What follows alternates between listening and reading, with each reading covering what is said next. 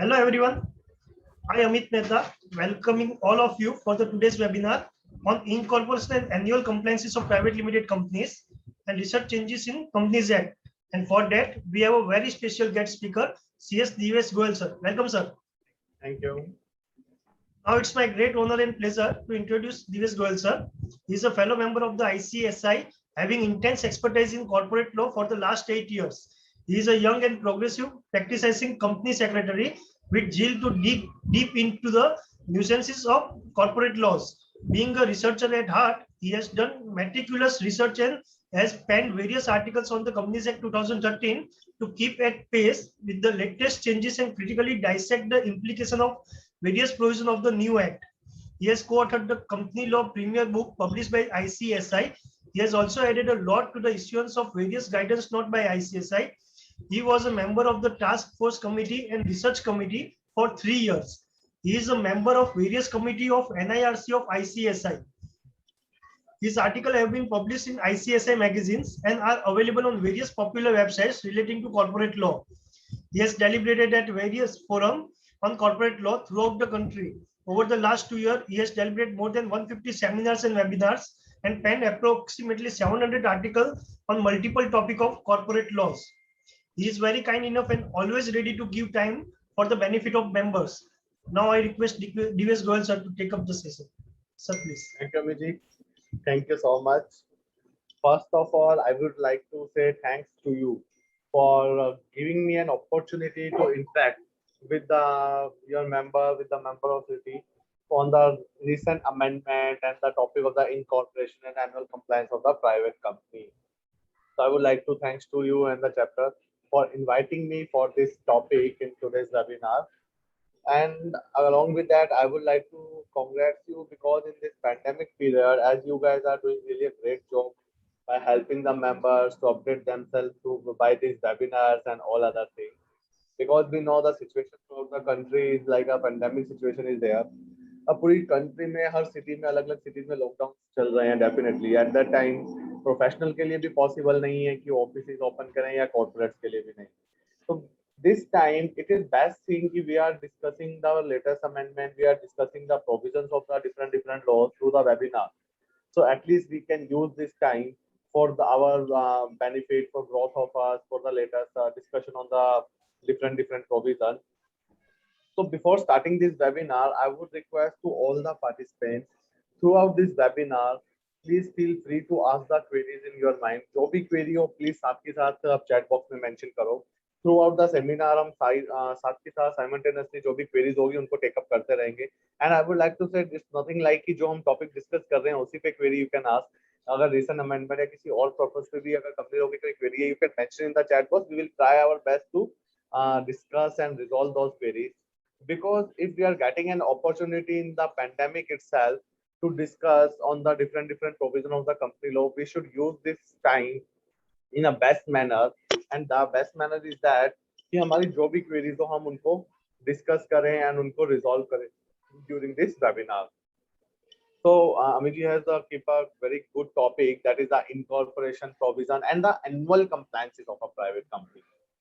As we all are aware, in India, almost 70 to 75% companies are the private limited companies. So mostly, even as a chartered accountant, you must be auditor of the many companies. But in that case, 70% companies will be the private companies only. So this is the important task. We should be aware what are the annual compliances of a private company, what are the annual mandatory compliances which a chartered accountant or which a company secretary, which a professional should aware. These are the mandatory compliances. Whether our company have a nil turnover or whether our company have a 1,000 crore turnover, but if our company is a private company, so these are the basic mandatory compliances which every company have to do. We know under Companies Act, अगर हमारी nil turnover भी है तो भी हमें काफी सारे compliance करने पड़ते हैं. Same like income tax, कि turnover चाहे nil भी हो पर income tax return तो हमें फाइल करनी ही पड़ेगी. Same like that Companies Act में भी बहुत सारे ऐसे compliances है, अगर nil turnover भी है तो भी हमें वो compliances तो करने पड़ेंगे. और लास्ट 7 ईयर में हमने देखा है जब से कंपनीज एक्ट 2014 आया था, ऑलमोस्ट 7 ईयर कंप्लीट हो चुके हैं. बहुत सारे अमेंडमेंट्स आए हैं कंपनीज एक्ट में, बहुत सारी रिटर्न्स इंक्रीज हो गई है. जनरली क्या था 2014 से पहले अगर हम कभी डिस्कस करते थे आप compliances of the company law, तो तब उस टाइम जब भी हम कंपनी लॉ के कंप्लायंस डिस्कस करते थे तो जनरली एक पॉइंट माइंड में होता था, कंपनी लॉ के कंप्लायंस मतलब कि आपको 2 फॉर्म फाइल करने हैं साल के एंड में और कुछ मिनट्स बनाने हैं, that was the compliance for the company law. पर लास्ट 7 ईयर में कंप्लीटली दैट सिनेरियो चेंज हो चुका है, and definitely it is difficult for the chartered accountants also, because you chartered accountants are as a statutory auditor working on the income tax, working on the GST, simultaneously they have to work on the company law also, because GST में भी जब से GST law आया है regular base पे amendments आ रहे हैं, और लास्ट 5-7 ईयर से गवर्नमेंट हर एक्ट में अमेंडमेंट कर रही है, नथिंग लाइक सिर्फ कंपनीज एक्ट में अमेंडमेंट आ रहे हैं, एवरी एक्ट में अमेंडमेंट आ रहे हैं, चाहे वो इनकम टैक्स हो, जीएसटी हो या अदर लॉज हो। तो it is a challenge for a professionals also कि हमें अपने आप को अपडेट रखना है with all such amendment, because client will not listen कि हमें कंपनी लॉ नहीं पता है या हमें जीएसटी नहीं पता है या इनकम टैक्स नहीं पता। According to client we are aware about all the amendment, we are aware about all the provision, and in this time of social media अगर कोई अमेंडमेंट आता है तो इतनी जल्दी सर्कुलेट होता है कि practically it's many time it's happen कि आपने सर्कुलर पढ़ा भी नहीं होगा और उससे पहले क्लाइंट विल कॉल यू कि सर ये सर्कुलर आया, what is the impact of this circular on us. So इस टाइम में सबसे इंपॉर्टेंट चीज है अपने आप को अपडेट रखना एंड अवेयर रहना कि क्या क्या मैंडेटरी कंप्लायंसेस है जो हमें करने ही पड़ेंगे, बिकॉज आज की डेट में अगर सिंगल कंप्लायंस भी हम नहीं करते हैं या सिंगल कंप्लायंस हमसे मिस हो जाता है तो बहुत हैवी पेनल्टीज है कंपनीज एक्ट में, बहुत हैवी एडिशनल फीसेस है कंपनीज एक्ट में। So we should be aware about all those such things, and on the basis of that, I will start with my webinar. So today we are covering the topic, the process and the integrities of the incorporation of the company. After that, we will discuss the annual compliances of a private company, and if we time permit, at the end, I will like to try to take up 10 to 15 minutes the latest relaxation given by the ministry on the compliances under Companies Act, because we know pandemic is going on throughout the country. तो इस pandemic situation में ministry ने काफी सारे relaxation भी दिए हैं, जैसे इनकम टैक्स ने भी डेट्स एक्सटेंड की है, जीएसटी ने भी किए हैं, सेबी ने भी किए हैं, सेम लाइक कंपनी लॉ में भी मिनिस्ट्री ने डेट्स एक्सटेंड किए हैं। तो we will try to cover that also for the benefit of knowledge of all the members. So let me start our today's webinar. Amit ji, will you allow me to share my screen, please? Yes, sir.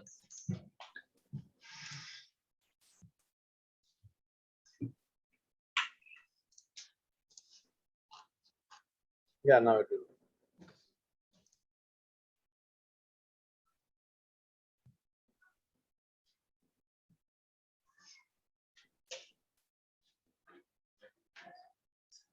So today we are going to start with the topic our is the process of incorporation of company. As throughout the country pandemic is going on since last 1 year.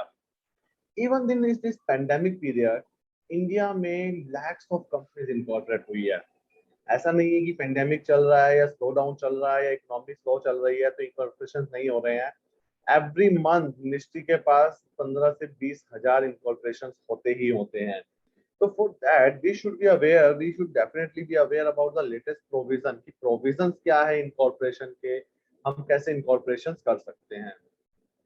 तो generally basic में पहले first of all I will start with the discussion on the basic 1956 act. 1 अप्रैल 2014 से पहले 1956 act था। 1956 act में companies incorporate करना एक big task था बिकॉज बहुत सारे फॉर्म फाइल करने पड़ते थे। फिर जब कंपनीज एक्ट 2013 आया विद इफेक्ट फ्रॉम 1 अप्रैल 2014, तब से लेके आज तक 7 इयर्स में सबसे ज्यादा अगर कंपनी लॉ में अमेंडमेंट आए हैं तो वो आए हैं इनकॉर्पोरेशन के प्रोविजन में। लास्ट 7 ईयर में मिनिस्ट्री ने इनकॉर्पोरेशन के प्रोविजन में बहुत सारे अमेंडमेंट किए हैं। इनकॉर्पोरेशन के प्रोविजन में अमेंडमेंट किए किस टाइप के, अभी मैं just as you can see on the screen I have create a journey क्या क्या अमेंडमेंट आज तक आए हैं। ऑन द 1 अप्रैल 2014 जब कंपनीज एक्ट 2013 आया था, उस टाइम कंपनीज इनकॉर्पोरेट करने का प्रोसेस था, आपको सबसे पहले आईएनसी 1 फॉर्म फाइल करना पड़ेगा, अप्रूवल ऑफ द नेम। आपका आईएनसी 1 अप्रूव हो जाएगा, आपको डीआईआर 3 फाइल करना पड़ेगा डिन नंबर्स के लिए। इन दोनों टास्क के बाद आप इनकॉर्पोरेशन का डॉक्यूमेंट बनाएंगे और फॉर्म फाइल करेंगे, 3 फॉर्म, आईएनसी 7, डीआईआर 12, आईएनसी 22। ये तीनों फॉर्म आप फाइल करेंगे मिनिस्ट्री के पास। for the incorporation of company. तो दैट टाइम इनकॉर्पोरेशन के लिए ये 5 फॉर्म फाइल करना मैंडेटरी था, और आज के टाइम सिनेरियो बिल्कुल डिफरेंट है। I will just let you know. फिर मिनिस्ट्री ने क्या किया, 1 साल तक तो यही चलता रहा। ऑन द 1 मई 2015 से लेके 30 सितंबर 2016 तक मिनिस्ट्री लेके आई एक INC 29 फॉर्म। INC 29 था integrated incorporation process. This form was 5 in form. ये एक 5 in 1 फॉर्म था, मतलब जो अभी हमने डिस्कस किया ये 5 फॉर्म, मिनिस्ट्री ने इन 5 फॉर्म को एक सिंगल फॉर्म में मर्ज कर दिया था INC 29, और ये चला था 30 सितंबर 2016 तक परफेक्टली। फिर 1 अक्टूबर 2016 से लेके 26 जनवरी 2018 2 साल के लिए फिर 1.25 साल के लिए अमेंडमेंट आया, और नया फॉर्म इंट्रोड्यूस हुआ SPICe form, specified proforma for incorporation of company electronically. तो they have introduced INC 32 form. At that time INC 32 भी अवेलेबल था, INC 7 भी अवेलेबल था। जो ऑप्शन आपको चूज करना था आप चूज कर सकते थे। जब मेजर अमेंडमेंट जो आया, फिर आया 26 जनवरी 2018 को। We are talking we are always discuss this date as a date of revolution in history of Companies Act for the purpose of ease of doing business, because बहुत सारे अमेंडमेंट किए। सबसे पहला अमेंडमेंट किया नेम अप्रूवल के लिए, नया process आ गया रन फॉर्म। फिर उन्होंने इंट्रोड्यूस किया कि INC 7 को हम हटा देंगे, सिर्फ स्पाइस फॉर्म से आप कंपनी बना सकते हो। देन दे मेंशन 10 लाख तक की अगर आपकी ऑथराइज कैपिटल होती है तो कोई ROC की फीस नहीं पे करनी पड़ेगी, और स्पाइस फॉर्म को भी उन्होंने अपडेट किया। देन फिर 2019 जनवरी में एक और अमेंडमेंट आया, अदर अमेंडमेंट्स आई। उन अदर अमेंडमेंट्स में उन्होंने क्या मेंशन किया, no requirement of minimum paid up share capital. Generally we know 1956 act की बात करूं या 1 अप्रैल 2014 की बात करूं, कंपनीज एक्ट में प्रोविजन था कि private company should have minimum paid up share capital of 1 lakh, public company should have minimum paid up share capital of 5 lakh. But वो प्रोविजन मिनिस्ट्री ने रिमूव कर दिया, and they have mention no requirement of the minimum paid up share capital. Second, no requirement of DIN at the time of incorporation. पहले क्या था, अगर incorporation पे जा रहे हो तो आपको मैंडेटरी था कि पहले आपको डिन अप्लाई करना पड़ेगा, तभी आप इनकॉर्पोरेशन के लिए जा सकते हो। मिनिस्ट्री ने यहाँ भी प्रोविजन रूल आउट कर दिया। They mention there is no requirement to apply for the DIN. आप डिन डायरेक्टली अप्लाई कर सकते हो इनकॉर्पोरेशन के फॉर्म के अंदर ही, आपको अलग से डिन अप्लाई करने की जरूरत नहीं है। Only 1 form for incorporation. अब आपको इनकॉर्पोरेशन के लिए 5 फॉर्म नहीं फाइल करने, आप 1 फॉर्म फाइल करो, सब कुछ हमने उस 1 फॉर्म में कर दिया है। MOA and AOA, memorandum of association, article of association को इन्होंने इलेक्ट्रॉनिक कर दिया। पहले क्या होता था, मैम MOA AOA हम फिजिकल बनाते थे, प्रिंट लेते थे, साइन करते थे, फिर फॉर्म में अटैच करते थे, बट आज के दिन में सिनेरियो ऐसा नहीं है। Ministry already electronic MOA and AOA introduce कर चुकी है कि आपको ऑनलाइन जाके इसको फिल करना है। देन 29 मार्च 2019 में अमेंडमेंट आया कि आप GST, EPF और ESIC भी अप्लाई कर सकते हो इनकॉर्पोरेशन के साथ ही साथ। The purpose behind this amendment कि इनकॉर्पोरेशन के रिगार्डिंग जितनी भी चीजें हैं ना, आपको सब सिंगल एक ही प्लेटफॉर्म पे सब मिल जाए at a single time.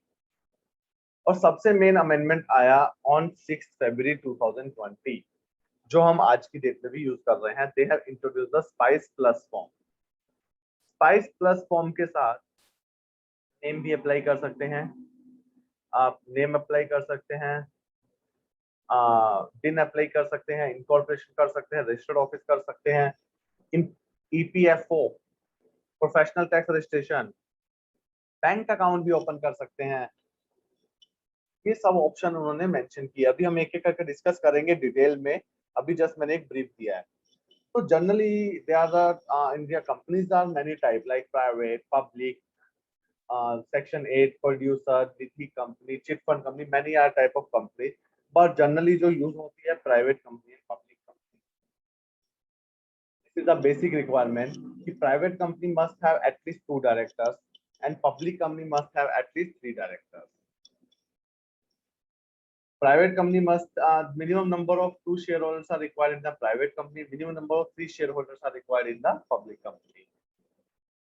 In case of as on date process, as per date, if you are incorporating a company, with the subscriber up to number 7, then all the subscriber, all the shareholders should have digital signature. It is mandatory. Because आज की date में जब company incorporate करते हैं ना, तो सबसे important चीज क्या है, आपके डॉक्यूमेंट फिजिकल जो साइन होते हैं बहुत रेयर, 1 या 2 डॉक्यूमेंट साइन होते हैं, बाकी सब ऑनलाइन ही आपके डॉक्यूमेंट साइन हो जाते हैं। तो 1 या 2 डॉक्यूमेंट आपके फिजिकल साइन हो रहे हैं, बाकी सब डॉक्यूमेंट आपके ऑनलाइन ही साइन हो रहे हैं। तो जो 1 या 2 डॉक्यूमेंट की हम बात कर रहे हैं, उसके अलावा बाकी सब पे आपको डिजिटल सिग्नेचर चाहिए। तो आज की डेट में अगर आप कंपनी इनकॉर्पोरेट करने जाते हैं, तो पहला स्टेप, जो first step I will suggest to you, कि आप सभी चेक कीजिए कि सभी सब्सक्राइबर्स के पास, सभी शेयरहोल्डर्स के पास डिजिटल सिग्नेचर है या नहीं है। अगर नहीं है तो सबसे पहला काम आपको क्या करना है कि उनका डिजिटल सिग्नेचर अप्लाई करना पड़ेगा। आप पूरा प्रोसेस कर लोगे, पूरे डॉक्यूमेंट्स बना लोगे, फॉर्म बना लोगे, बट डिजिटल सिग्नेचर नहीं है तो आप आगे प्रोसीड कर ही नहीं सकते। तो आज का जो हमारा पर्पस भी है इस वेबिनार का, पर्पस यही है कि हम बेसिक क्रिटिकलिटीज डिस्कस करें कि जो एक प्रोफेशनल प्रैक्टिकली यूज कर सके आफ्टर दिस वेबिनार। तो क्रिटिकलिटीज में मेरा पहला पॉइंट है, मेक श्योर कि आपके सभी सब्सक्राइबर के पास डिजिटल सिग्नेचर होना चाहिए। It should be the first step for incorporation of company, that is digital signature. For no requirement of the minimum share capital. आज की डेट में अगर आप कंपनी इनकॉर्पोरेट करते हो, तो कंपनीज एक्ट में कहीं भी रिक्वायरमेंट नहीं है कि आपकी मिनिमम शेयर कैपिटल कितनी होनी चाहिए। जैसे अर्लियर क्या था, 1956 एक्ट में था, 1956 एक्ट में मैंडेटरी था, 2013 में एक्ट आया तब भी मैंडेटरी था कि प्राइवेट कंपनी के एटलीस्ट 1 लाख कैपिटल होना चाहिए, पब्लिक कंपनी की 5 लाख कैपिटल होना चाहिए। But as on date, if you are incorporating a company, there is no provision under Companies Act which is which is doing it mandatory for you to have the minimum share capital. आज की date में अगर आपको company incorporate करनी है, आज की date में आप ₹2 से भी प्राइवेट कंपनी इनकॉर्पोरेट कर सकते हैं। हम ₹2 से इनकॉर्पोरेट कर सकते हैं बिकॉज प्राइवेट कंपनी के केस में मिनिमम 2 शेयर होल्डर होना मैंडेटरी है। सर सॉरी टू डिस्टर्ब, आपका वॉइस इको हो रहा है।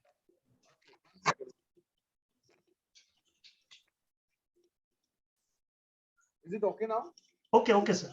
ओके, तो आज की डेट में अगर हम बात करते हैं, प्राइवेट कंपनी के केस में मिनिमम 2 शेयर होल्डर होना मैंडेटरी है।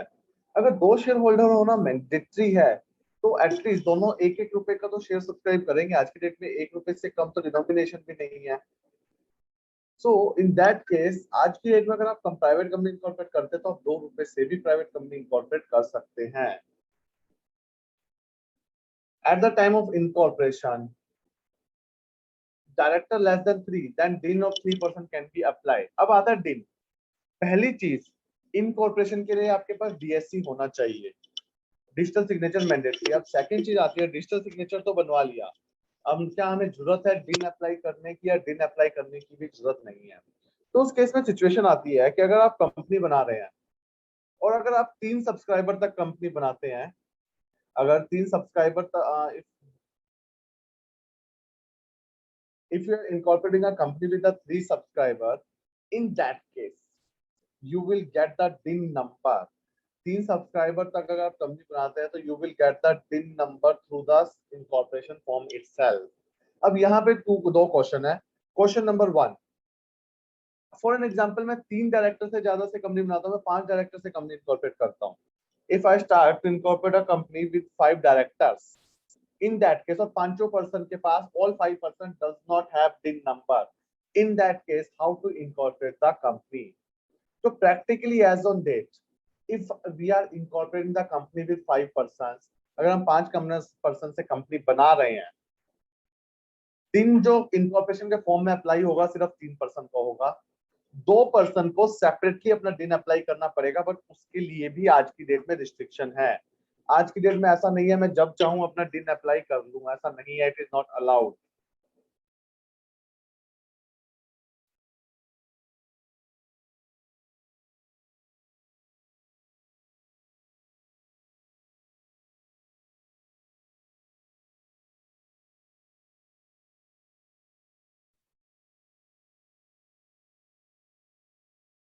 सॉरी, सो आज की डेट में डिन अप्लाई करना पॉसिबल नहीं है, बिकॉज डिन अप्लाई करने के लिए इट इज रिक्वायर्ड कि you should be director in any company if you are going to appoint in director in any company.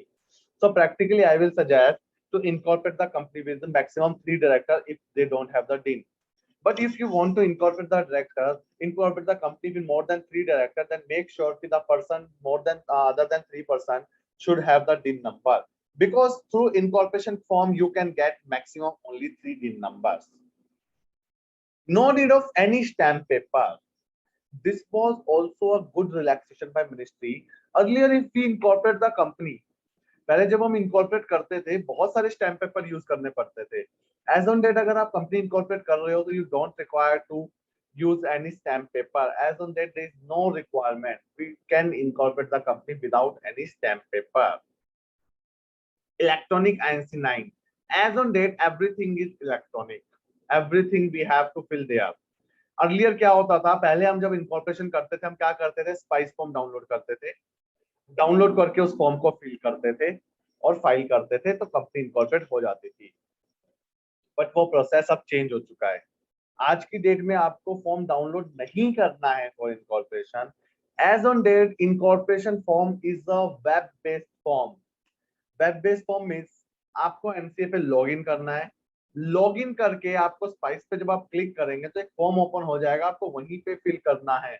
Like you are preparing the income tax returns and other document under returns, आप online ही return prepare करते हैं और online ही submit कर देते हैं. Now it is same with the incorporation.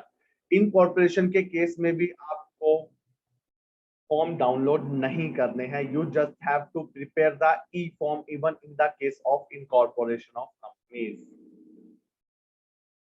Now, before starting the discussion on the provision, first we should aware as a professional, because generally what happen, अगर हमारे पास कोई क्लाइंट आता है इनकॉर्पोरेशन के लिए तो फर्स्ट क्वेश्चन क्लाइंट का होता है कि आपको क्या डॉक्यूमेंट रिक्वायरमेंट है. तो as a professional we should have that document requirement with us कि इनकॉर्पोरेशन के लिए क्या क्या डॉक्यूमेंट रिक्वायरमेंट है. फर्स्ट थिंग, जो सब्सक्राइबर्स होंगे, फर्स्ट शेयर होल्डर होंगे, उनका identity proof, any of three, whether passport, whether driving license, whether Aadhaar card, any one out of these three we require to have for the first direct subscriber.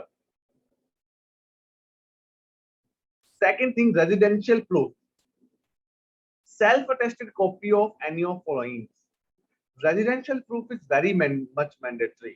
Residential proof के लिए आप bank statement use कर सकते हो, electricity bill, telephone bill, mobile bill, any document out of this four you can use as a addition as a residential proof. But make sure, first thing, these residential proofs should not be older than 2 months. These residential proofs should be latest one. It could not be older than 2 months. This is the first condition.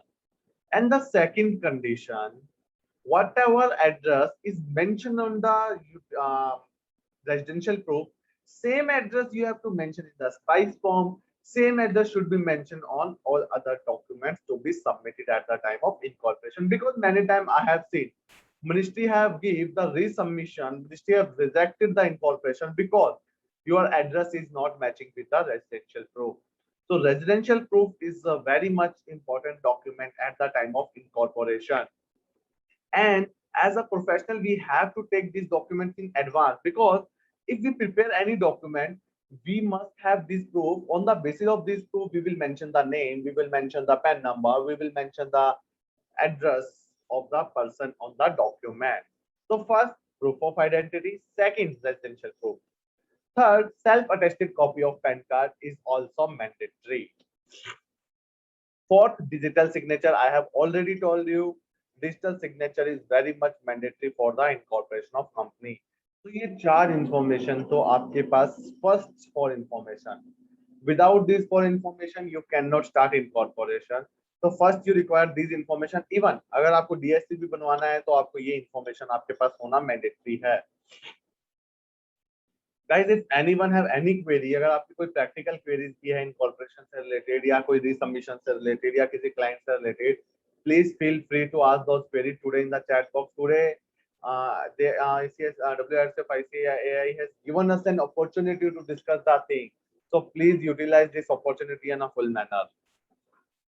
Information required of subscribers. Above we have discussed the document required from the subscribers. Now we are discussing information required from the subscriber. कि document के साथ क्या क्या information हमारे पास subscriber की होनी चाहिए. First thing, occupation, because we have to fill this in the form. So we must be aware about the occupation. हमें पता होना चाहिए occupation क्या है. अगर हम क्लिक करेंगे self employed, तो वहां वो पूछेगा गवर्नमेंट है, टीचिंग है और अदर्स है.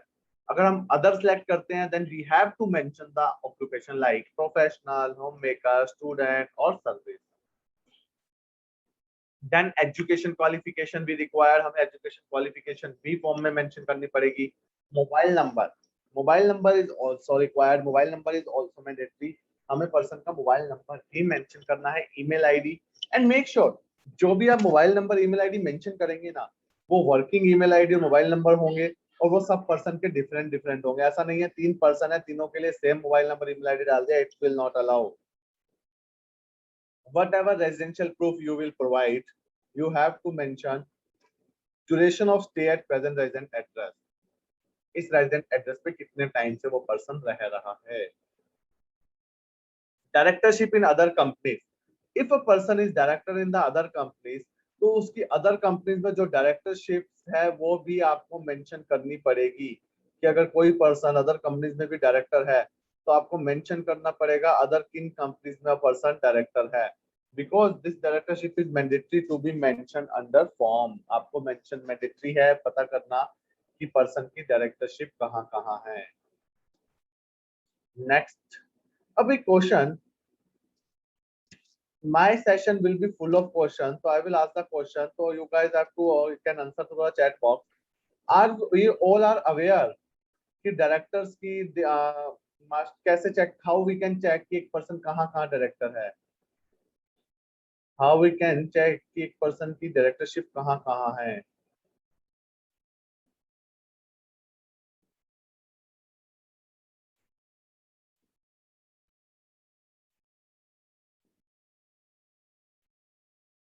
One second.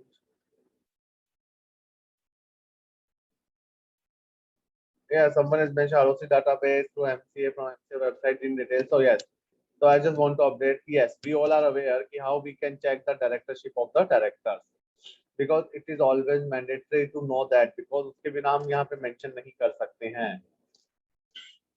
Number of shares subscribed. This also we have to ask to the company कि if you are incorporating the private company, you are incorporating with the 2 subscribers, तो कौन सा person कितने share subscribe करेगा, that we have to know. अब directors के लिए it is allowed in the Companies Act कि director और shareholder same person हो सकते हैं, but director और shareholder different person भी हो सकते हैं. अगर director और shareholder same person है, फिर तो हमें same information मिल चुकी है, सारी information मिल चुकी है. But if director और shareholder different person है, तो हमें उनसे दिन पूछना है कि आपके पास है या नहीं है. Because अगर दिन है तो हम डायरेक्ट मेंशन कर देंगे, दिन नहीं है तो फिर इंकॉर्पोरेशन फॉर्म में क्लिक करेंगे कि हमारे पास दिन नहीं है, हमें दिन अप्लाई करना है. एजुकेशन क्वालिफिकेशन हमें पूछनी पड़ेगी, mobile number, email ID, occupation, copy of PAN card and directorship of other company. Same like subscriber we require the information. अगर सब्सक्राइबर और डायरेक्टर सेम पर्सन है तो one time information is enough. Document, अब registered office के लिए क्या क्या document चाहिए? There is a two thing. Companies Act बोलता है आपके 2 ऑप्शन है.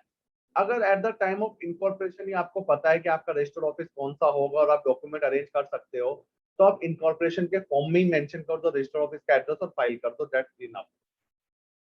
समटाइम कंपनीज क्या होता है कि हम कंपनी तो इनकॉर्पोरेट कर लेते हैं, but as on date we are not aware, we are not confirm कि हमारा रजिस्टर्ड ऑफिस कौन सा होगा या हमारे पास डॉक्यूमेंट्स नहीं है.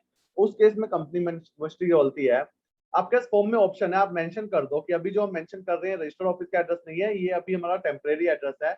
इस केस में इनकॉर्पोरेशन के 30 डेज में आपको INC 22 फाइल करना पड़ेगा मिनिस्ट्री के पास with the exact registered office address. अगर आप फॉर्म में मेंशन करते हैं तो क्या क्या अटैच करना पड़ेगा? फर्स्ट, आप कन्वेंस डीड लगा सकते हैं, लीज डीड लगा सकते हैं, रेंट डीड लगा सकते हैं. अगर आपने रेंट पे लिया है और आपके नाम पे है तो लीज डीड लग जाएगी. Utility bill is mandatory. Utility bill में टेलीफोन बिल हो सकता है, इलेक्ट्रिसिटी बिल हो सकता है, मोबाइल बिल हो सकता है, गैस का बिल हो सकता है. और यहाँ भी वही कंडीशन है, utility bill should not be older than utility bill should not be older than 2 month, 2 महीने से पुराना नहीं हो सकता। Third, approve that the company is permitted to use the address of registered office. Sometime क्या होता है, हमने लीज पे भी नहीं लिया, बट रेंट पे भी नहीं लिया, बट हमारे डायरेक्टर की प्रॉपर्टी है, डायरेक्टर कहता है you can use it for the as a incorporation as for the registered office address of the company. In that case हम क्या करते हैं, यूटिलिटी बिल ले लेंगे, और जिस डायरेक्टर की कंपनी है उस डायरेक्टर से, जिस डायरेक्टर की कंपनी है उस डायरेक्टर से हम एक एनओसी ले लेंगे in the favour of company. उस पे प्रॉपर एड्रेस मेंशन होना चाहिए। Email ID of the company, हमें कंपनी की क्या ईमेल आईडी रखनी है। Registered office is on by the company, अगर कंपनी ने ऑन किया है तो लीज डीड कंपनी के नाम पे होनी चाहिए। डायरेक्टर ने ऑन किया है तो एनओसी रिक्वायर्ड है, लीज पे लिया तो लीज डीड, और रेंट पे लिया है तो rent deed is required. Address of police station, जो भी हम रजिस्टर्ड ऑफिस एड्रेस रखेंगे हमें गूगल करके उसके पुलिस स्टेशन का एड्रेस भी फाइंड आउट करना पड़ेगा, बिकॉज हमें फॉर्म में मेंशन करना है। This is the first part of the incorporation. First part में हमें इंफॉर्मेशन कलेक्ट करनी है क्लाइंट से। This is a main important part. One more thing, I will share my this presentation with Amit ji after this webinar, so they can share all this presentation with all of you for your future, for your purpose of study. Now let's discuss the practical process of incorporation of company. Incorporation के लिए company को जो form file करना पड़ता है, as on date की हम बात कर रहे हैं, अब हम पुरानी फॉर्म्स की बात ही नहीं कर रहे हैं। Ministry have introduce the web based form. Web based form क्या होता है, एक बार मैं फिर से क्लैरिफाई कर देता हूँ। दो ऑप्शन होते हैं, दो चीजें होती है फॉर्म। एक तो होता है इलेक्ट्रॉनिक फॉर्म। इलेक्ट्रॉनिक फॉर्म में क्या है, आप एमसी की साइट पे गए, आपने फॉर्म डाउनलोड किया, डाउनलोड करके इंफॉर्मेशन मेंशन की, अटैचमेंट फॉर्म में डॉक्यूमेंट अटैच किए और उसको एमसी की साइट पे जाके अपलोड कर दिया। This is the first thing.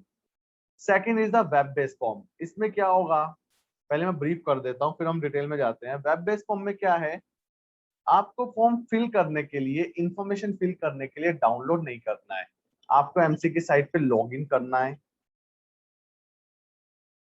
आपको एमसी की साइट पे लॉग इन करना है पहले, और लॉग इन करके आपको डायरेक्टली वहीं पे एमसी की साइट पे ही आपको डायरेक्टली फॉर्म फिल करना है। जस्ट 1 सेकेंड, मैं जस्ट एक प्रैक्टिकल एग्जांपल थोड़ा सा दिखाना चाहता हूँ।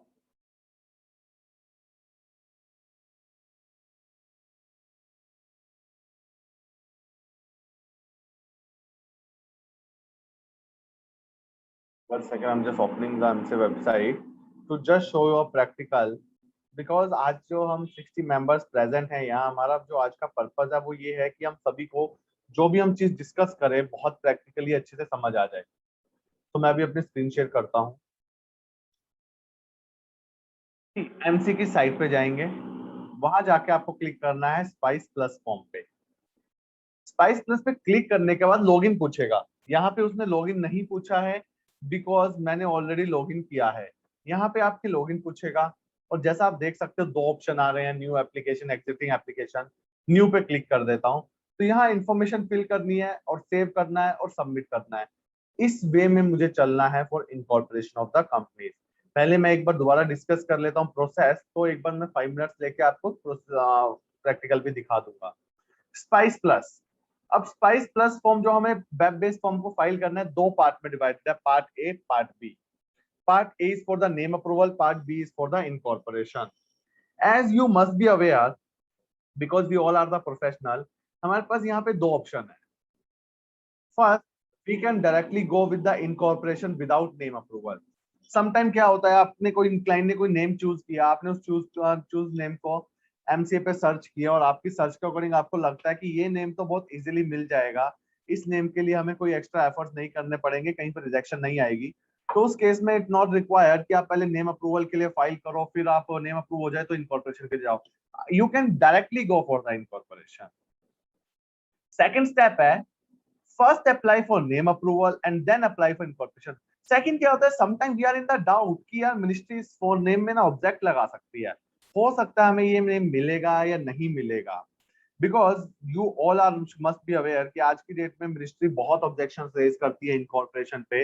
As we are sitting in the Delhi, हम रेगुलर बेस पे, मेरे पास थ्रू आउट द कंट्री से मेरे पास प्रोफेशनल्स के कॉल्स आते हैं रिगार्डिंग कि हमें कंपनी इनकॉर्पोरेशन कर रहे हैं, हम नेम अप्लाई कर रहे हैं, बट हमें यहाँ से सीआरसी से प्रॉब्लम आ रहा है, then we approach them because we are sitting in the Delhi, so it is little easy for us. Then हम वहाँ approach करते हैं, discuss करते हैं, and then we get approval. तो आज की डेट में सबको बहुत इश्यूज आ रहे हैं इनकॉर्पोरेशन में, बिकॉज बहुत रिसबमिशन आते हैं नेम में. तो उस केस में क्या होता है, 80% आप डायरेक्टली इनकॉर्पोरेशन के लिए जाते ही नहीं हो. आप पहले अपना नेम अप्लाई करते हो. नेम अगर अप्रूव हो जाता है, then you go for the incorporation. और कंपनी लॉ बोलता है once name is approved, name approve होने के बाद आपके पास 20 दिन है इनकॉर्पोरेशन का फॉर्म फाइल करने के लिए. तो this is the first step. First step में आपको part A, name reservation for the new companies. आपको न्यू कंपनीज के लिए नेम रिजर्वेशन, जैसा मैंने बोला, आप एमसी की वेबसाइट पे जाएंगे. लॉगिन करने के बाद पहले लॉगिन करेंगे, फिर जाएंगे एमसीए सर्विसेज पे. एमसीए सर्विसेज पे क्लिक करेंगे तो यहाँ एक ऑप्शन दिख रहा है स्पाइस प्लस. आप स्पाइस प्लस पे क्लिक करेंगे. क्लिक करने के बाद ये विंडो आएगी जो अभी मैंने दिखाई थी. यहाँ ये आपसे पूछेगा कि आपकी न्यू एप्लीकेशन और एग्जिस्टिंग. एग्जिस्टिंग उस केस में होता है जहां आपका नेम अप्रूव हो चुका है, अब आपको सेकंड पार्ट में इनकॉर्पोरेशन के लिए जाना है, या आपका फॉर्म रीसबमिशन में आपको रीसबमिशन के लिए जाना है. बट हम यहाँ बात करें न्यू एप्लीकेशन की, तो आप क्लिक करोगे न्यू एप्लीकेशन पे. न्यू एप्लीकेशन पे क्लिक करने के बाद ये विंडो ओपन हो जाएगी, ये इंफॉर्मेशन. देन आपको यहाँ मेंशन करना है टाइप ऑफ कंपनी, कि आपकी कंपनी का टाइप क्या है, public, private, class of company, category of company, subcategory of company, main division of industry activity of the company. Like you can see here on my screen. Screen is visible, na? MC screen. Presentation is visible, sir. Presentation is visible. Okay, okay. I was just showing the MC screen. See, now I'm just showing the practical. MC की site पे हम गए, MC services हमने click किया spice plus. Now option is there in my new application or existing. I'm clicking on the new application. Type of company, I have to choose whether my company is a producer company, unlimited, OPC, IFSC, section 8 DD, जो भी company है वो मैं choose कर लूंगा. Like private company यहाँ आएगी. Class public है, प्राइवेट है. कैटेगरी लिमिटेड बाय शेयर है, गारंटी है. सब कैटेगरी गवर्नमेंट है, नॉन गवर्नमेंट है, यूनियन गवर्नमेंट है, स्टेट गवर्नमेंट है, सब्सिडी है किसी की. Main division of activity, for example मैं बोल देता हूँ मेरी डिवीजन ऑफ एक्टिविटी 74 है, जो होता है अदर बिजनेस का, वो आ गया. यहाँ पे आपको ऑब्जेक्ट मेंशन करने हैं, जो भी आपके ऑब्जेक्ट होंगे. परपोज नेम मेंशन करना है, मैं कुछ भी मेंशन कर देता हूँ. अब नेम मेंशन करने के बाद आपको ऑटो चेक करना है. ऑटो चेक में यहाँ पे पॉपअप आएगा. ग्रीन का मतलब कि आप अप्लाई कर सकते हो, रेड का मतलब आप अप्लाई नहीं कर सकते, इतना ज्यादा सिमिलर नेम है. यहाँ अप्लाई तो कर सकते हैं. आपके पास ऑप्शन है, लाइक मैंने दिवेश गोयल लिखा. अगर दिवेश गोयल का कोई ट्रेडमार्क है, कोई दिवेश गोयल ऑलरेडी किसी का नाम है, कंपनी का नाम है, उसकी कोई एनओसी है, तो यहाँ चूज फाइल करके आप अटैच कर देंगे. उसके बाद आप जाएंगे सेव. अब ये फॉर्म हो गया है सेव. आपने फिल किया, आपने सेव कर दिया.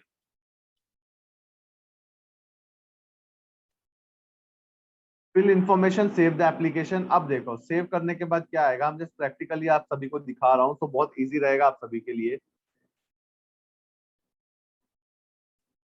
अब सेव करने के बाद ये क्या पूछ रहा है, submit. Definitely I will click on the submit. Please okay, auto check again मांग रहा है, मैं ऑटो चेक कर देता हूँ. हो गया सेव, सबमिट. अब सबमिट करने पे देखिए आपको ये 3 ऑप्शन दिखा रहा है. Submit for the name objection, name reservation और प्रोसीड फॉर इनकॉर्पोरेशन. अब इन दोनों में डिफरेंट क्या है. अगर आपको लगता है कि ये नेम डेफिनेटली फॉर श्योर आपको मिल ही जाएगा, कोई ऑब्जेक्शन नहीं आएगा, आप डायरेक्टली क्लिक करोगे प्रोसीड फॉर इनकॉर्पोरेशन. बट आपको लगता है कि नहीं, हो सकता है मुझे ये नेम नहीं मिले, then you will click on the submit for name reservation. जब मैं क्लिक करूंगा सबमिट फॉर नेम रिजर्वेशन, यहाँ ऑप्शन आएगा 1000 रुपीज पे करने हैं. जब चलान पे हो जाएगा तो ministry will check and approve the name और रिजेक्ट द नेम.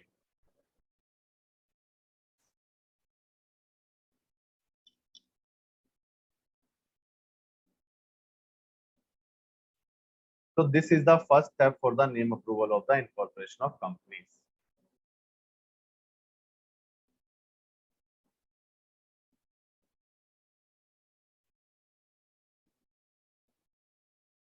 जब आप फर्स्ट स्टेप क्रॉस कर देते हैं, जैसा कि अभी मैंने बताया था, स्पाइस प्लस,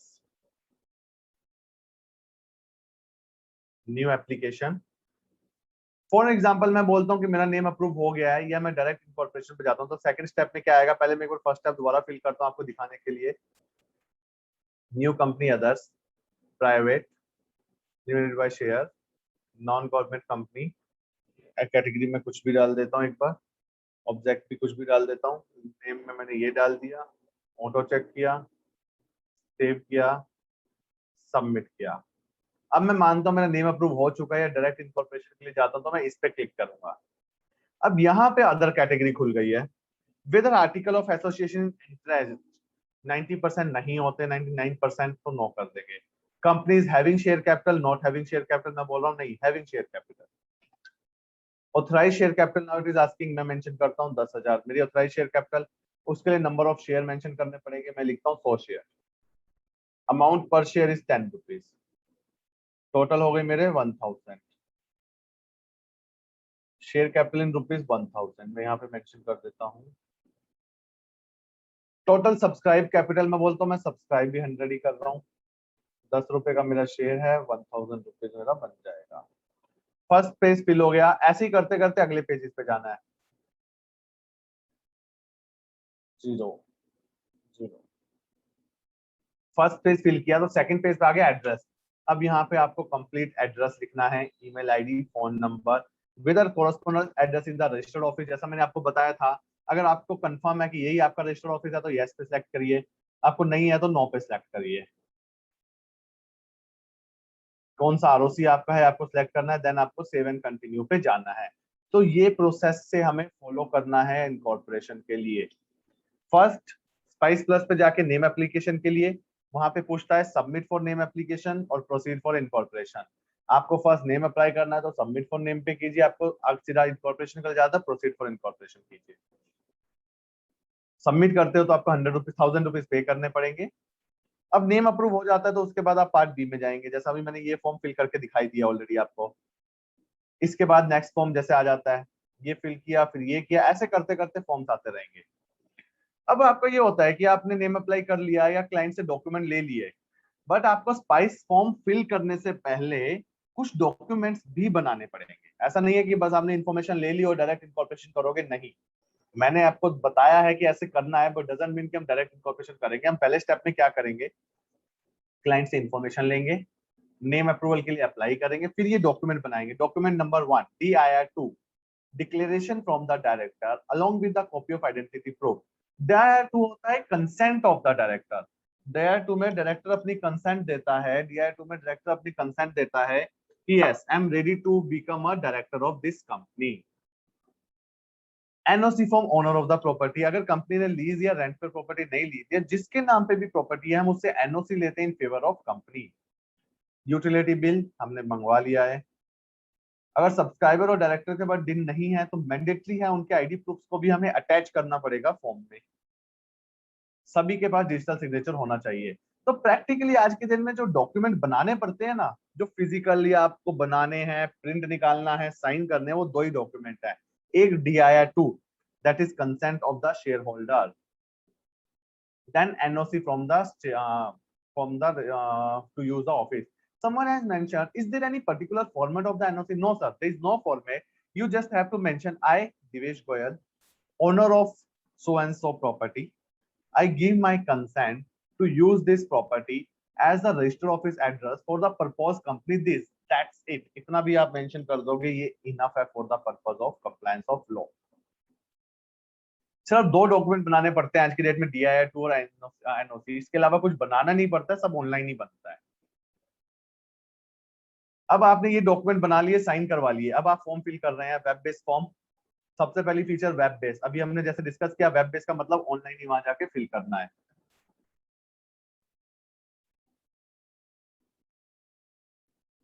जब हम यहाँ पे फिल करते हैं ना, फिल करते करते save and continue, save and continue, last में आ जाता है सेव, सबमिट।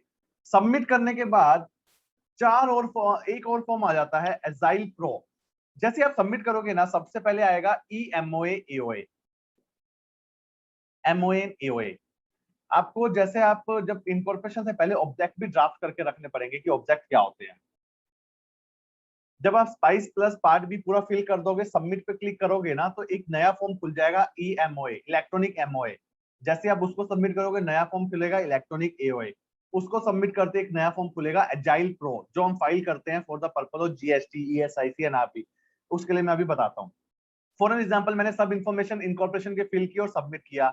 नेक्स्ट फॉर्म आया, after proper filling of the spice plus form, applicant has to move on the filing of the incorporation INC 23 and 34, that is AOA and MOA। सो जितनी information आपने spice में fill किया है, अगर वो MOA में common है, वो तो अपने आप डायरेक्टली फिल हो जाएगी। बाकी इंफॉर्मेशन आपको फिल करनी पड़ेगी, जैसे कि मेन ऑब्जेक्ट आपको फिल करने पड़ेंगे, कैपिटल अपने आप फिल हो जाएगी, फर्स्ट डायरेक्टर अपने आप फिल हो जाएंगे, फिर आपको उनको भी सबमिट करना है। नेक्स्ट एक फॉर्म आएगा एजाइल प्रो।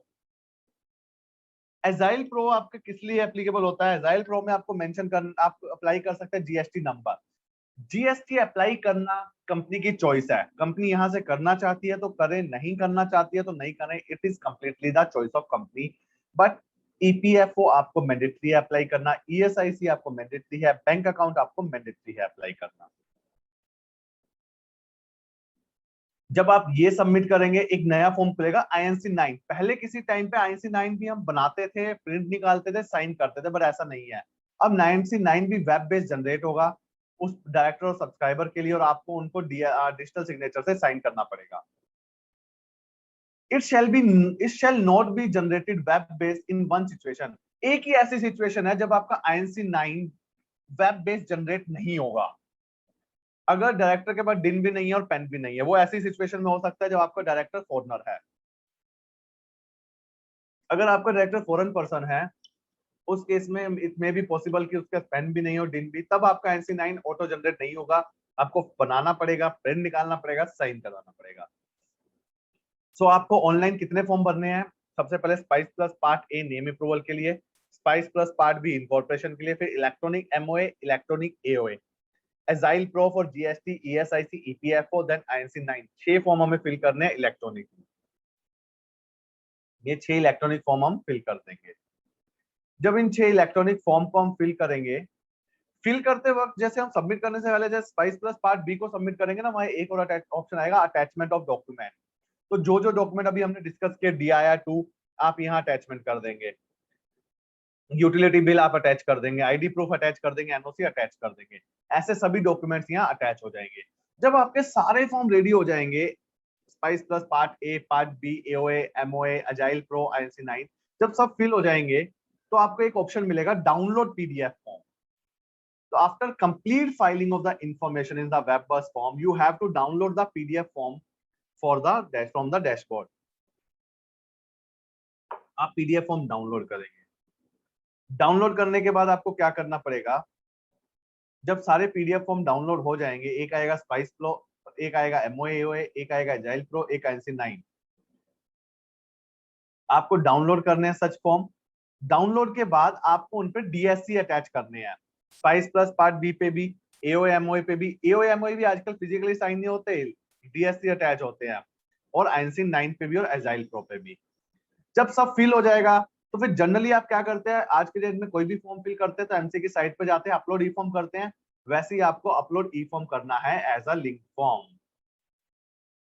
इन फाइल करने के बाद if ministry check the document, if they okay with it, they will issue the certificate of the incorporation of company. और जो इनकॉर्पोरेशन सर्टिफिकेट आएगा ना, उसी के ऊपर आपका सिन नंबर, पेन नंबर और 10 नंबर मेंशन होगा। अब एक क्वेश्चन आता है, क्या सभी के लिए मैंडेटरी है कि GST अप्लाई करे, EFO, EPFO, ESIC, bank account apply करे? तो मिनिस्ट्री सेड GST आपकी चॉइस है, आपको अप्लाई करना है या नहीं करना है। If the company want to apply GST, it has to select yes in the form and fill the information। नहीं सिलेक्ट करना, नहीं अप्लाई करना, नो कर दो। But it is mandatory to apply ESIC and EPFO। ESIC and EPFO apply करना mandatory है।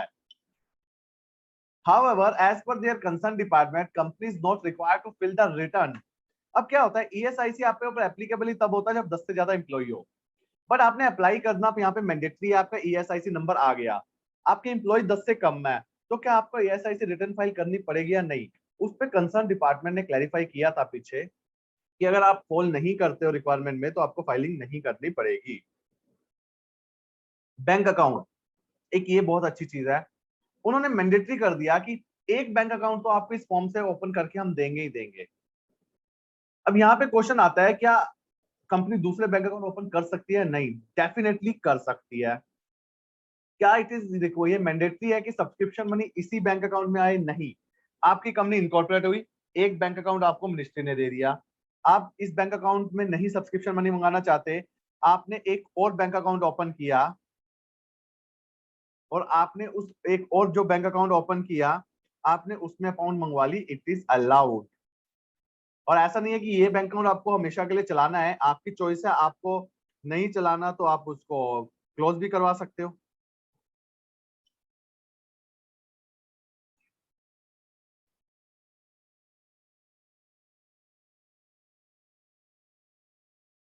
As I mentioned, registration for the EPFO and ESIC is mandatory from 1st February 2020.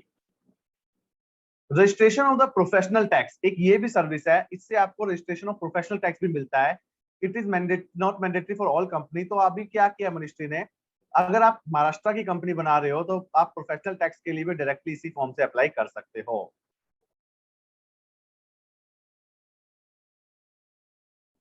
अब हमें क्या क्या पॉइंट कुछ याद रखने हैं। Maximum detail of the 7 subscriber in case of subscribe physically sign. देखो, अगर आप 7 सब्सक्राइबर से कंपनी बनाते हो, maximum at the time of subscription अगर आपके 7 सब्सक्राइबर है तो आपके उस केस में आपको कंपनी ईएमओए एओए यूज करने हैं, electronic MOA AOA. But situation आती है आपके 7 से ज्यादा सब्सक्राइबर से कंपनी बनाते हो तो आप इलेक्ट्रॉनिक एमओए एओए यूज नहीं कर सकते, आपको फिजिकल एमओए पहले के जैसे बनाना पड़ेगा, प्रिंट लेना पड़ेगा, साइन करवाने पड़ेंगे, विटनेस करवाना पड़ेगा।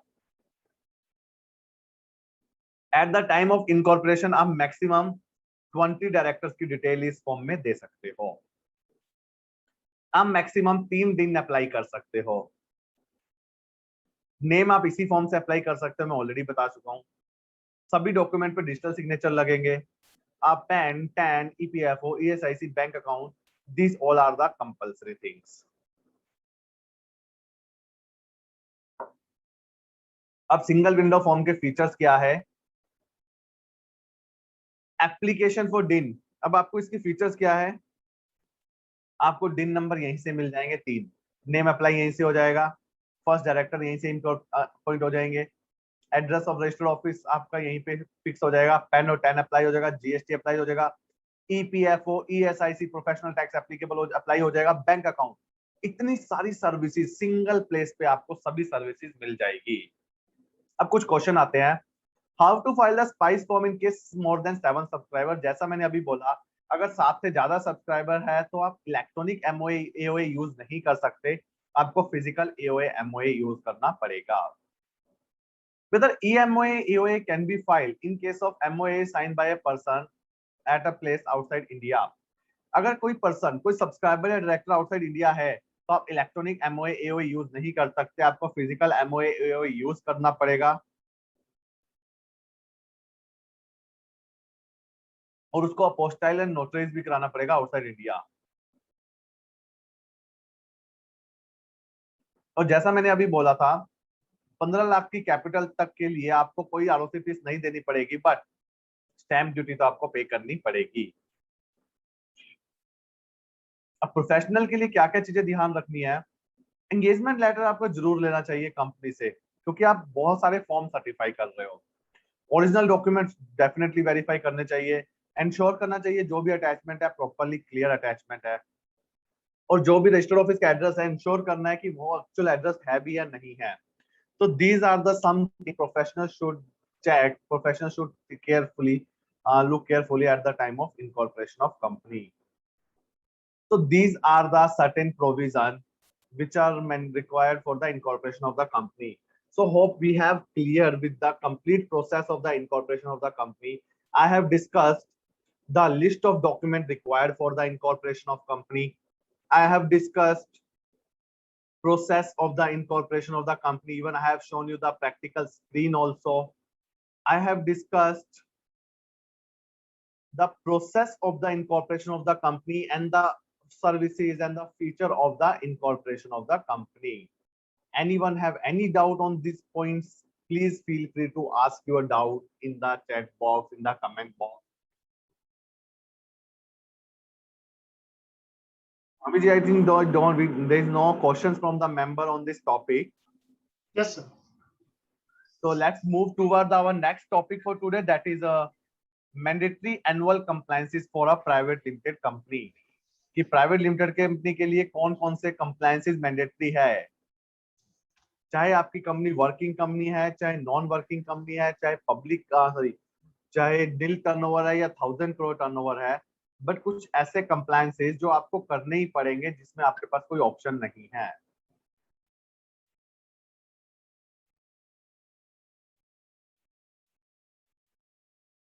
Annual compliance for the private limited company. अभी हमने डिस्कस किया पूरा प्रोसेस कि प्राइवेट लिमिटेड कंपनी इनकॉर्पोरेट करने का प्रोसेस क्या है. उसमें हमने बहुत सारी चीजें डिस्कस की कि इनकॉर्पोरेशन के टाइम पे हमें कितनी चीजें मिल जाएगी. हमें पैन मिल जाएगा, हमें टेन मिल जाएगा, हमें जीएसटी मिल सकता है, हमें ईपीएफओ मिलेगा, ईएसआईसी मिलेगा, बैंक अकाउंट मिलेगा, प्रोफेशनल टैक्स रजिस्ट्रेशन मिलेगा. तो बहुत सारी चीजें हमने वहां पे डिस्कस की. अब क्वेश्चन आता है कि प्राइवेट कंपनी को ऐसे कौन से मैंडेटरी कंप्लायंसेस है, ऐसे कौन से कंप्लायंसेस है जो प्राइवेट कंपनी को करने ही पड़ेंगे. One second, I'm again sharing the screen. अब क्वेश्चन आता है ऐसे कौन से कंप्लायंसेस है जो प्राइवेट कंपनी को करने ही पड़ेंगे, उसके पास ऑप्शन नहीं है टू स्किप करने का उन कंप्लायंसेस से. अब जो पहली चीज है, जो क्वेश्चन आता है कि कौन से कंप्लायंसेस करने पड़ेंगे. अब जो ये कौन से कंप्लायंसेस करने पड़ेंगे ना, इसमें बहुत सारी चीजें हैं हमारे पास. One second. ओके, पहली चीज होती है, बहुत बार ऐसा होता है कंपनीज एक्ट में बहुत सारे कंप्लायंसेस हमारे, जो बहुत सारे कंप्लायंसेस है कंपनीज लॉ के, वो लिमिट बेस पे है. Some compliances are based on the capital, like MD, WTD, KMP capital पे डिपेंड करते हैं. Some compliance are on the basis of the turnover. But except that, ऐसे कुछ कंप्लायंसेस है जो किसी लिमिट पे बेस नहीं है, जो किसी टर्नओवर, नेटवर्थ, शेयर कैपिटल पे बेस नहीं है. वो जस्ट बेस है कि आपने कंपनी इनकॉर्पोरेट की है या नहीं की है. अगर आपने कंपनी इनकॉर्पोरेट की है तो आपको वो कंप्लायंस करने ही पड़ेंगे. अगर आपने कंपनी इनकॉर्पोरेट नहीं की, देन थिंग्स आर डिफरेंट. तो ऐसे बहुत सारे कंप्लायंसेस है जो कंपनीज को करने ही पड़ते हैं. Let's first discuss about the private limited company. जब कंपनीज एक्ट 2013 आया था विद इफेक्ट फ्रॉम द 1 अप्रैल 2014, उस दिन कंपनी लॉ में बहुत चेंजेस हो गए थे और बहुत सारे ऐसे कंप्लायंसेस थे जो प्रैक्टिकली प्राइवेट कंपनी पे एप्लीकेबल भी नहीं थे, होते थे पहले कभी, बट उस दिन से वो एप्लीकेबल हो गए प्राइवेट लिमिटेड कंपनी पे. तो इतने कंप्लायंस इंक्रीज हो गए कि जो प्राइवेट लिमिटेड कंपनी का स्टेटस था वो इक्वल आ गया पब्लिक लिमिटेड कंपनी के, कि जो कंप्लायंसेस प्राइवेट लिमिटेड के हैं that will be equal to the public limited company. तो बहुत रिप्रेजेंटेशन गई मिनिस्ट्री के पास, बहुत सारी चीजें हुई. उसके बाद मिनिस्ट्री ने दो एग्जम्पशन नोटिफिकेशन इशू किए. मिनिस्ट्री ने दो नोटिफिकेशन इशू किए, उसमें प्राइवेट कंपनीज को कुछ कंप्लायंसेस से एग्जम्प्ट किया मिनिस्ट्री ने. पहली नोटिफिकेशन इशू हुई थी 5 जून 2015 को, एंड सेकंड नोटिफिकेशन जो मिनिस्ट्री ने इशू की वो की 13 जून 2017 को. इन नोटिफिकेशन में बहुत सारे रिलैक्सेशन दिए गए प्राइवेट लिमिटेड कंपनी को. उन रिलैक्सेशन के बाद it became like this for the private company कि yes, now they are little relaxed from the provision of the company law. तो बहुत सारे प्रोविजंस एप्लीकेबल हुए, बहुत सारे कंप्लायंसेस प्राइवेट लिमिटेड कंपनीज पे एग्जम्प्ट हो गए थे 5 जून 2015 से एंड 13 जून 2017 से. अब सबसे पहले डिस्कस करते हैं what is the meaning of private limited company. As per section 2 clause 68, private company means a company which by its article restrict the right of transfer of share, limit the number of members up to 200, prohibit invitation from the public to subscribe any security of the company. तो ये तीनों condition mandatory है private company के लिए. Important feature क्या है आज की डेट में प्राइवेट कंपनी इनकॉर्पोरेट करने के लिए कोई मिनिमम पेड अप कैपिटल नहीं है कि आपकी इतनी कैपिटल होनी ही चाहिए तभी आप प्राइवेट कंपनी इनकॉर्पोरेट कर पाएंगे. No, there is nothing like that. Have been allowed to accept deposit from the members without requirement of the effort circular ratio deposit. हाँ, जब 1 अप्रैल 2014 को जब कंपनीज एक्ट आया ना नया, प्राइवेट लिमिटेड कंपनीज को अलाउड नहीं था शेयर होल्डर से लोन लेना. प्राइवेट लिमिटेड कंपनीज को रिस्ट्रिक्ट कर दिया था loan from share holder. But बहुत सारी रिकमेंडेशन मिनिस्ट्री को भेजी गई कि you are restricted this thing, how the private limited companies will work, how the compliances of the private limited companies will work. तो मिनिस्ट्री ने क्या किया, उस एग्जम्पशन नोटिफिकेशन में प्राइवेट कंपनीज को अलाउड कर दिया कि वो मेंबर से लोन ले सकती है up to paid up share capital and free reserve, 100% up to 100% of the paid up share capital and free reserve.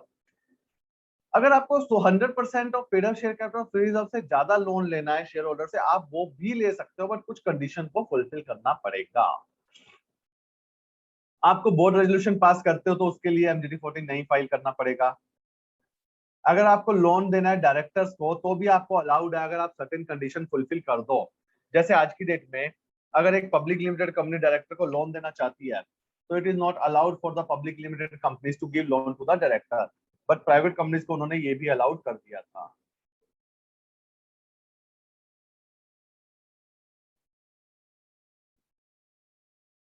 अब आते हैं हम compliances for the private company. जो हमारा ये एनुअल कंप्लायंस कैलेंडर है ना, इस एनुअल कंप्लायंस कैलेंडर को हमने 4 पार्ट में डिवाइड किया है on the basis of quarter, April to June, July to September, October to December, January to March. तो क्वार्टरली बेस पे मैंने इसको डिवाइड किया है so that we can discuss कि एवरी क्वार्टर में हमें क्या क्या कंप्लायंस करने हैं, बिकॉज प्राइवेट कंपनी को भी एवरी क्वार्टर में बहुत सारे कंप्लायंस करने होते हैं. समटाइम हमारे माइंड में क्या आता है, जो सीनियर पर्सन है स्पेसिफिकली जिन्होंने 1956 एक्ट में प्रैक्टिस की है, वहां माइंड में ये रहता है कि अरे 2 रिटर्न ही तो फाइल करनी है, और वो भी हमें कब करनी है, in the month of October November. तो हम प्राइवेट कंपनी को तभी जाके देखेंगे, अभी देखने की जरूरत ही नहीं है कंपनी लॉ के कंप्लायंसेस को. बट ये सिनेरियो था ना, ये सिनेरियो कंप्लीटली चेंज हो गया है कि हमें आज की डेट में देखने की जरूरत नहीं है. हम तभी जाके देखेंगे अक्टूबर नवंबर में कि प्राइवेट कंपनी को कितने कंप्लायंसेस करने हैं और प्राइवेट कंपनी को कंप्लायंसेस नहीं करने हैं. That scenario has been change. आज के दिन आप कंपनी लॉ के कंप्लायंसेस को लाइटली नहीं ले सकते कि हमें रेगुलर बेस पे कंप्लायंसेस नहीं करने हैं, हमें तो ईयर एंड में करने हैं. बिकॉज जो लास्ट 7 ईयर में अमेंडमेंट आए हैं ना, रेगुलर बेसिस कंप्लायंसेस भी बहुत इंक्रीज हो गए हैं.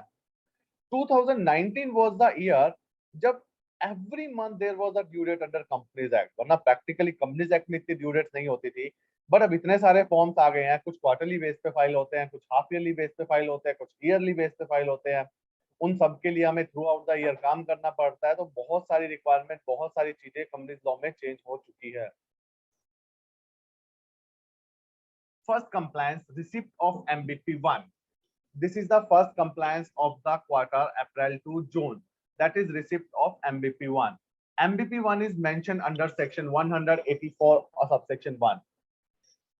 Every director of the company in the first meeting of board of director in each financial year shall disclose his interest in other entity.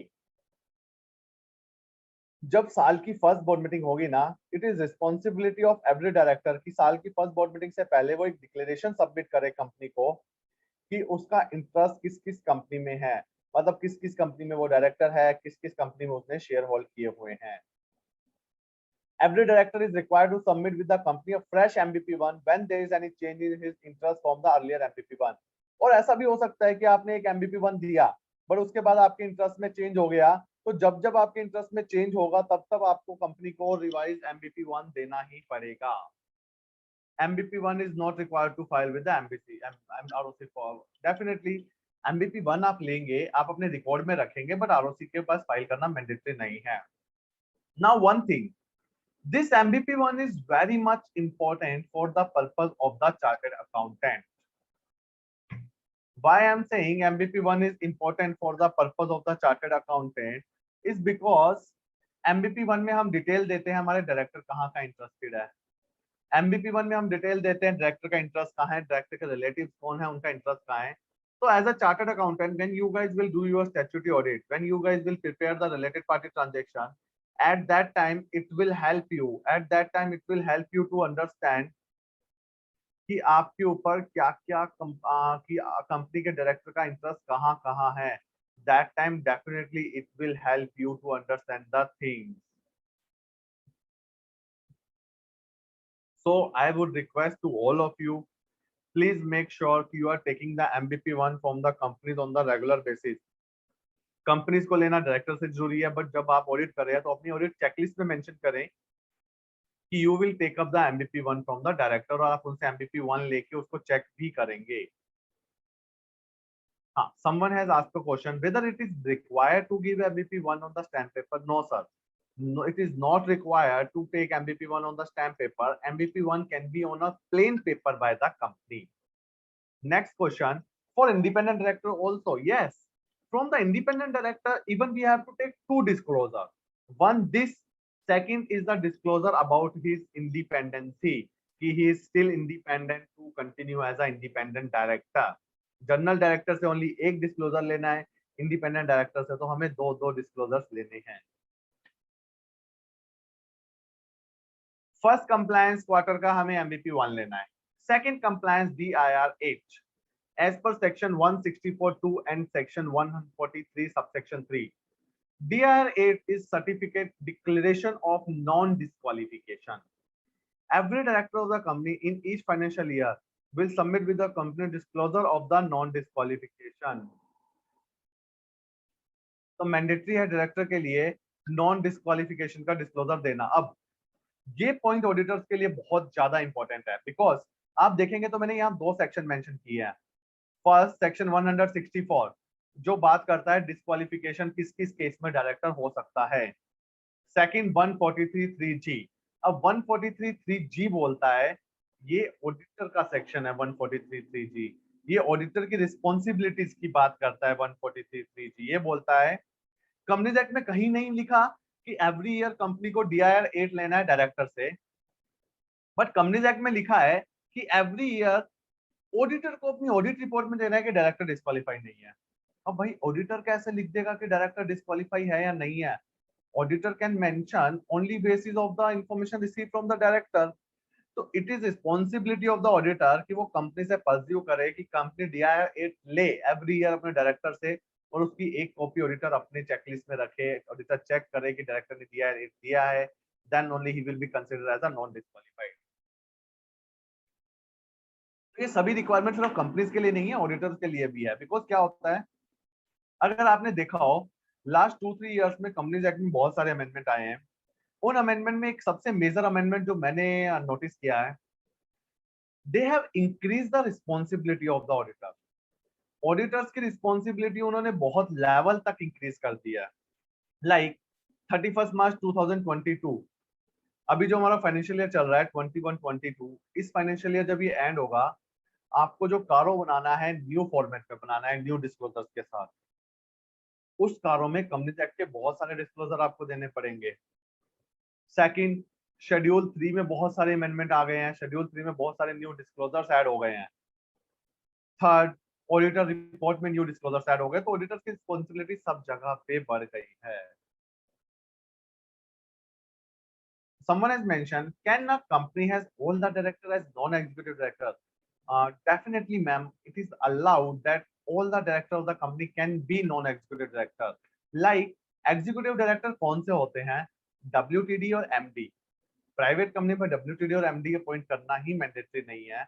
So in case of private company or whether it is a public company also, if until unless they fall in the limit, company can work only with the non-executive director. It is not mandatory to appoint the executive director. Guys, like this, whatever queries you are having in your mind, please feel free to ask, because जो भी queries होगी, we can resolve those queries today in this webinar, or at least we can have discussion on that. First compliance था quarter का MBP1. Second compliance Form A. Third compliance is MSME1. Company have to file this return half yearly in respect of pending payment of the MSME at the end of the half year, within 30 days of the end of half year. So due date is 30th April. अब एक MSME से भी auditor पे बहुत बड़ा impact आया है. MSME से ऑडिटर्स पे एक बहुत बड़ा इम्पैक्ट आया है. कैन एनीवन टेल मी कि क्या इम्पैक्ट आया होगा एमएसएमई 1 फॉर्म से ऑडिटर्स के ऊपर? एमएसएमई एक्ट आया था 2006 में। जब 2006 में एमएसएमई एक्ट आया था ना, तो एक सेक्शन था, आई थिंक 16 या 17, उस सेक्शन में मेंशन था companies auditor have to give disclosure about the MSME delayed payment in the notes to account. It was the responsibility of the auditor. You guys are doing audits since so many years for so many companies. It is your responsibility कि आपको check करना है company ने MSME vendor को time पे payment किया या नहीं किया, बिकॉज एमएसएमई एक्ट क्या बोलता है, कंपनी को एमएसएमई वेंडर की पेमेंट 45 डेज में करनी ही करनी है। अगर कंपनी एमएसएमई वेंडर की पेमेंट 45 डेज में नहीं करती ना, 46 डे से कंपनी पे इंटरेस्ट एप्लीकेबल हो जाता है, और इंटरेस्ट भी कितना, 3 time of the RBI interest rate. तो कंपनी को एमएसएमई में 3 time of the RBI interest rate के अकॉर्डिंग इंटरेस्ट पे करना पड़ता है।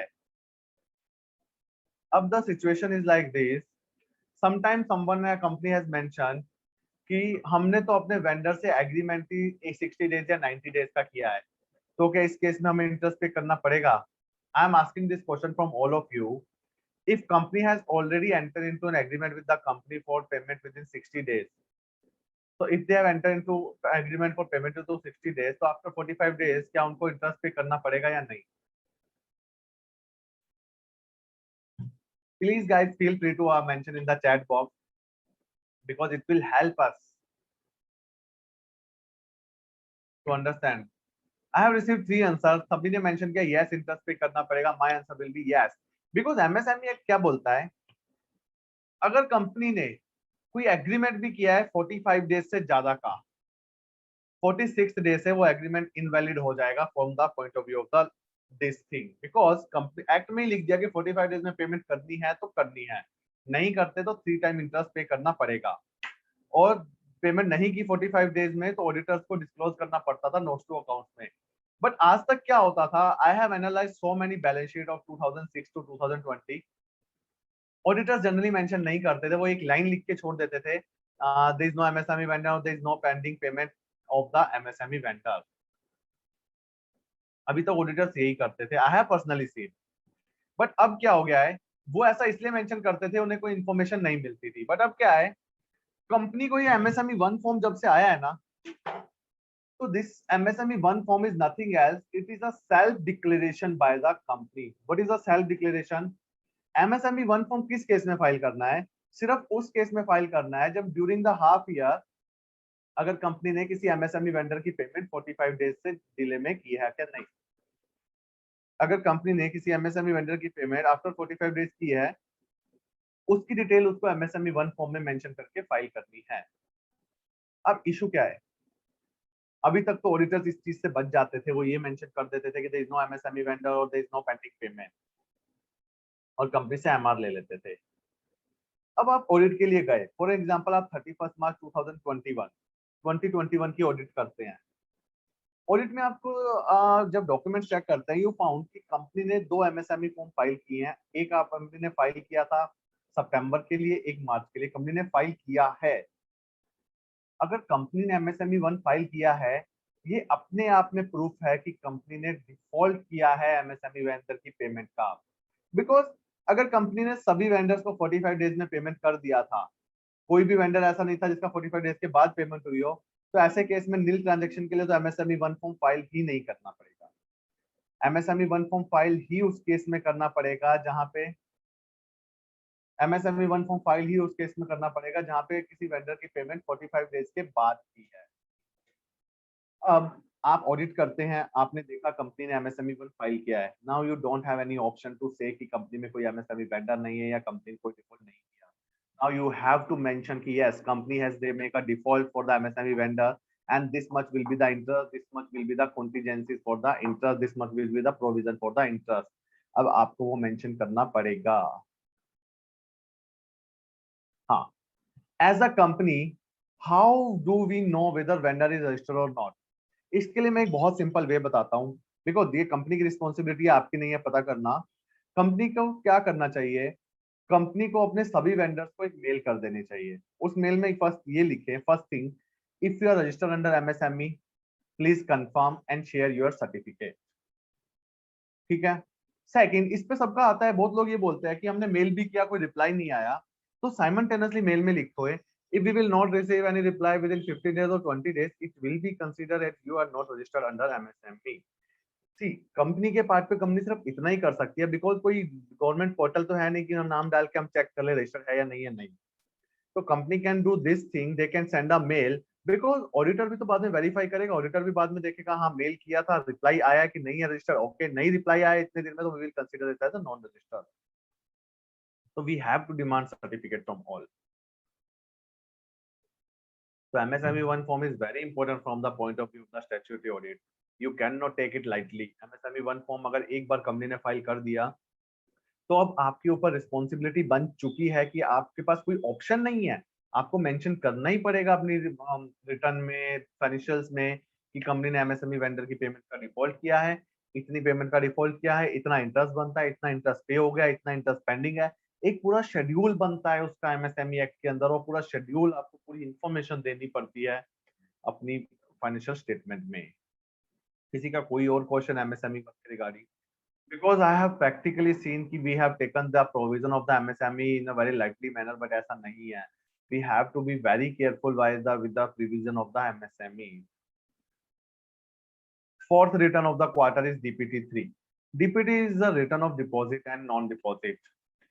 Company is required to file this form every year till 30th June in respect of deposit and non-deposit. First thing, as a chartered accountant, when you will do the audit, आपको दो चीज देखनी है। First thing, क्या company ने DPT3 file किया या नहीं किया।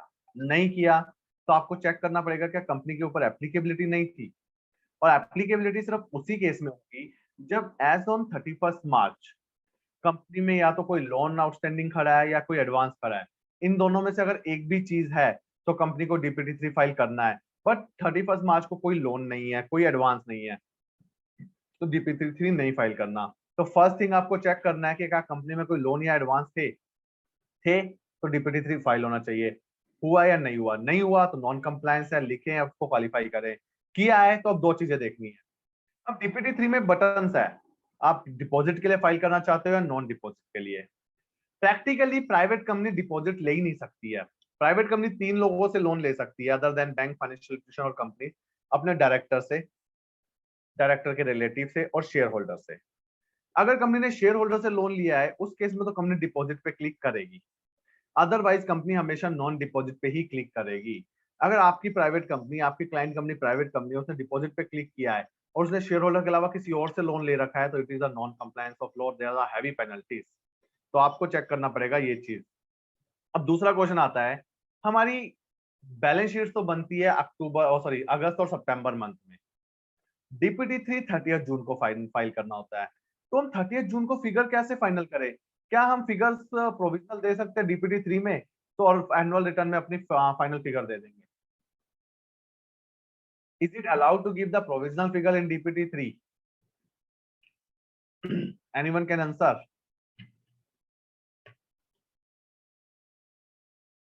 क्या DPT3 में प्रोविजनल फिगर्स मेंशन करना अलाउड है, या DPT3 में सिर्फ ऑडिटेड फिगर ही होना चाहिए? One mention yes, no, no, no, no provisional figure. Yes.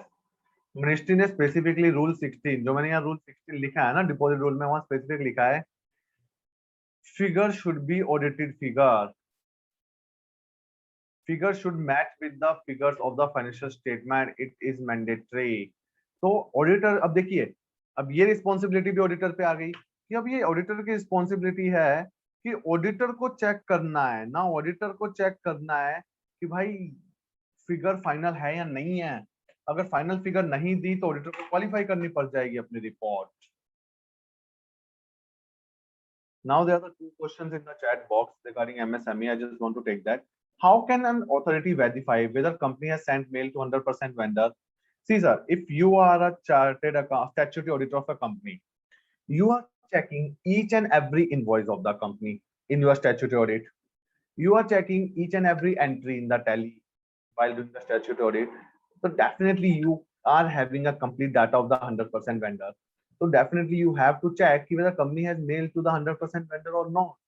That is your responsibility. Definitely we cannot deny it is not our responsibility. It is our responsibility. We have to comply with this. Now someone mentioned 45 days to be calculated on outstanding amount as on 30th September and 31st March or the whole year. See, the language of the rule is said, the intention of the law, अगर आपने 45 days के बाद payment किया है, even आप payment कर चुके हो end of the year half year से पहले, बट वो 45 डेज से पहले वो 45 डेज से डिले किया था, तो मेरे according intention of the law के अकॉर्डिंग आपको वो मेंशन करना मैंडेटरी है. आउटस्टैंडिंग पे नहीं जाना है. जो वहां आउटस्टैंडिंग की बात करता है ना फॉर्म में, वो उस आउटस्टैंडिंग की बात करता है कि कितनी ऐसी अमाउंट थी जो 45 डेज के बाद आपने पे की है. Whether MSME vendor is providing information after filing of क्या क्वेश्चन था? Whether MSME vendor is providing information after filing of the form, then whether we need to again file? No. See, if MSME vendor is providing the information after filing of the form, we will not take the information with that ML form, that half year form. Next half year form we can take those information. But as auditor, आपको तो पूरे साल की audit करनी है, आपको half year की नहीं करनी है, तो आपको तो उसको अपनी ऑडिट रिपोर्ट में मेंशन करना ही पड़ेगा. Next question, if a director is two company, can he transfer fund from one company to another? Is it allowed or will be treated as deposit? See, अब यहाँ पे सेक्शन आता है 185. 185 कहता है कि आप ऐसी कंपनी को लोन नहीं दे सकते जहां पे डायरेक्टर कॉमन है. बट प्राइवेट कंपनी के केस में उसने एक एग्जम्पशन दिया सेक्शन 185 सबसेक्शन 2 में कि अगर आप स्पेशल रेजोल्यूशन पास करते हो और आप ये रेजोल्यूशन पास करते हो कि जो मैं लोन दे रहा हूँ वो कंपनी सिर्फ बिजनेस पर्पज से यूज करेगी, तो आप दे सकते हो. But charging of interest is mandatory as per 186. It cannot be without charges. Someone has mentioned 45 days will calculate from the date. Ministry, the law mentioned 45 days from the acceptance of services or goods. So practically you cannot prove the date of acceptance of services and goods in all cases. So practically everyone is considering it 45 days from the receipt of the invoice. Even not from the date of invoice, it may happen client has prepared the invoice today and he is sending us after 10 days. So why we will consider that 10 days? 45 days should consider from the date of receipt of the invoice. Anyone have any question on the deposit, DPT3 or MSME? Because these are the very crucial topics of the Companies Act, and auditor having lot of responsibility about MSME and deposits. Because deposit के DPT 3 form अगर file होता है, आप return आप जब balance sheet बनाएंगे आपको check करना पड़ेगा फिगर सेम है या नहीं. फिगर सेम नहीं है तो आपको क्वालिफाई करनी पड़ेगी कि रिपोर्ट की कंपनी ने डीपीटी 3 गलत फाइल किया है. कंपनी ने एमएसएमई फाइल किया तो आपको वेरीफाई करना पड़ेगा कि अगर एमएसएमई फाइल हुआ है तो डेफिनेटली 45 दिन के बाद पेमेंट हुई है, तो आपको उसके रिगार्डिंग भी प्रॉपर डिस्क्लोजर्स अपनी डायरेक्टर्स अपनी ऑडिट रिपोर्ट में देने पड़ेंगे. So these are the 4 compliances for the month of April to June, for the first quarter April to June for a private limited companies.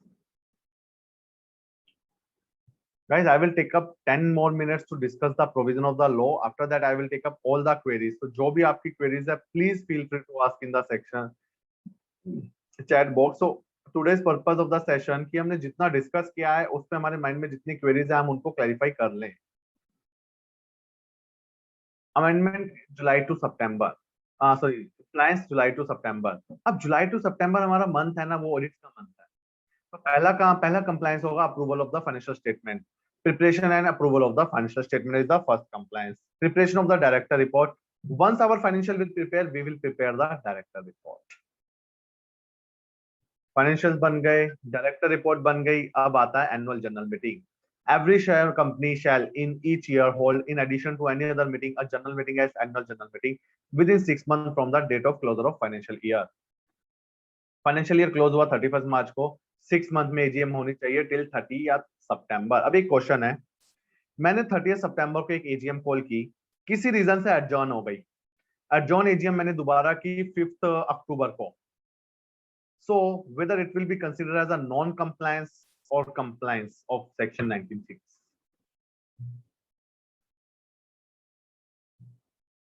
adjourn AGM due date के बाद हुई है. Simple language में adjourn AGM due date के बाद हुई है. So whether it will be considered as a proper compliance of law or whether it will be considered as a non-compliance of law.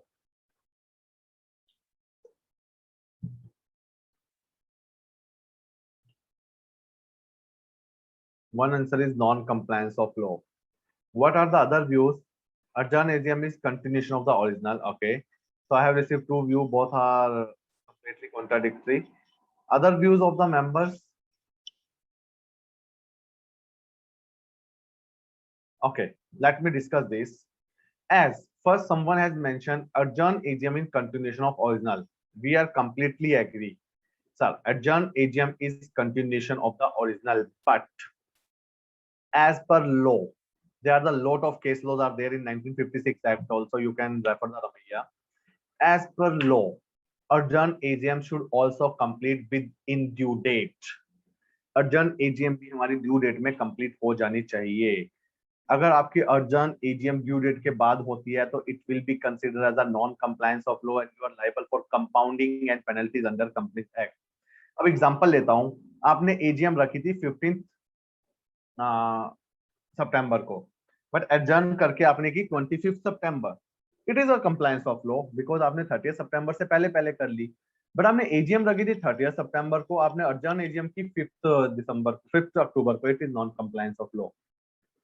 Someone has mentioned what will be the penal provision if AGM could not be held within the prescribed date. Okay, penal provision. Just give me a second. I'm just showing you the penal provision. Penal provision of not holding of AGM on time.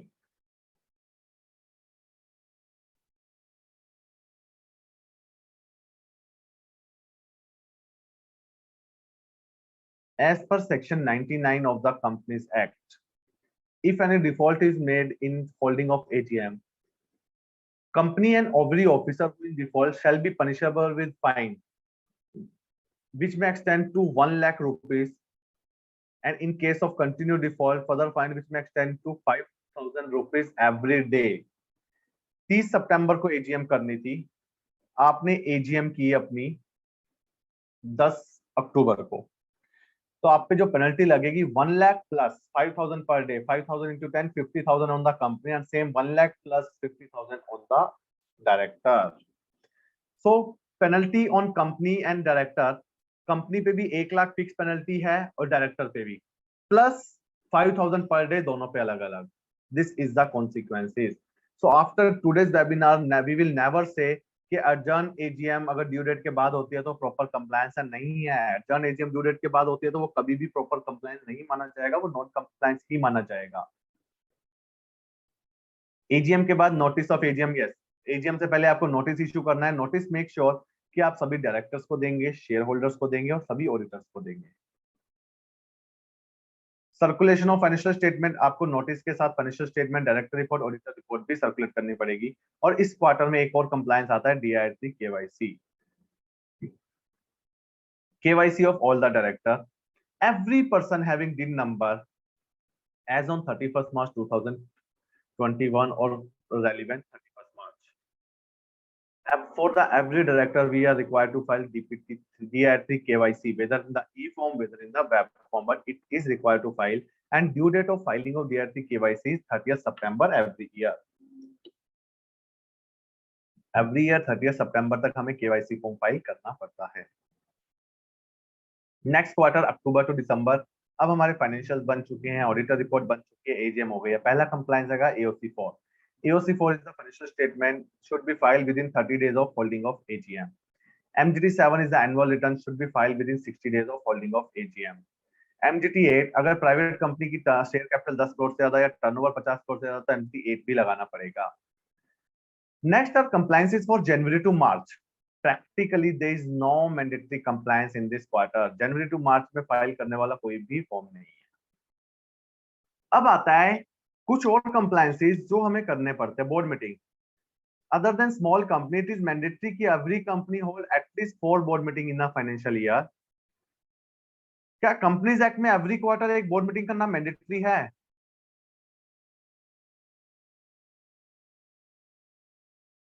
क्या Companies Act में every quarter में एक board meeting करना mandatory है?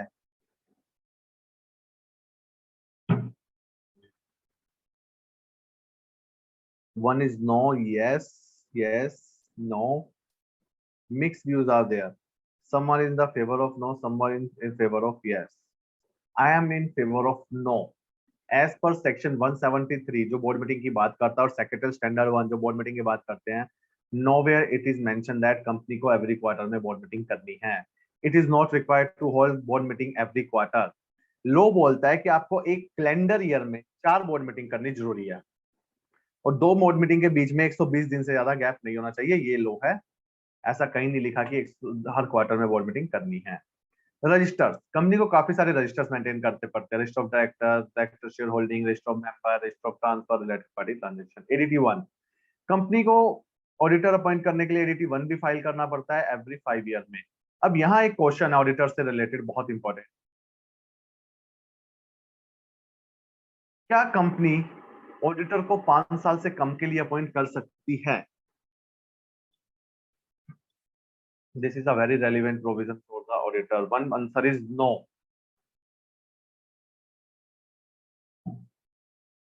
Any other view?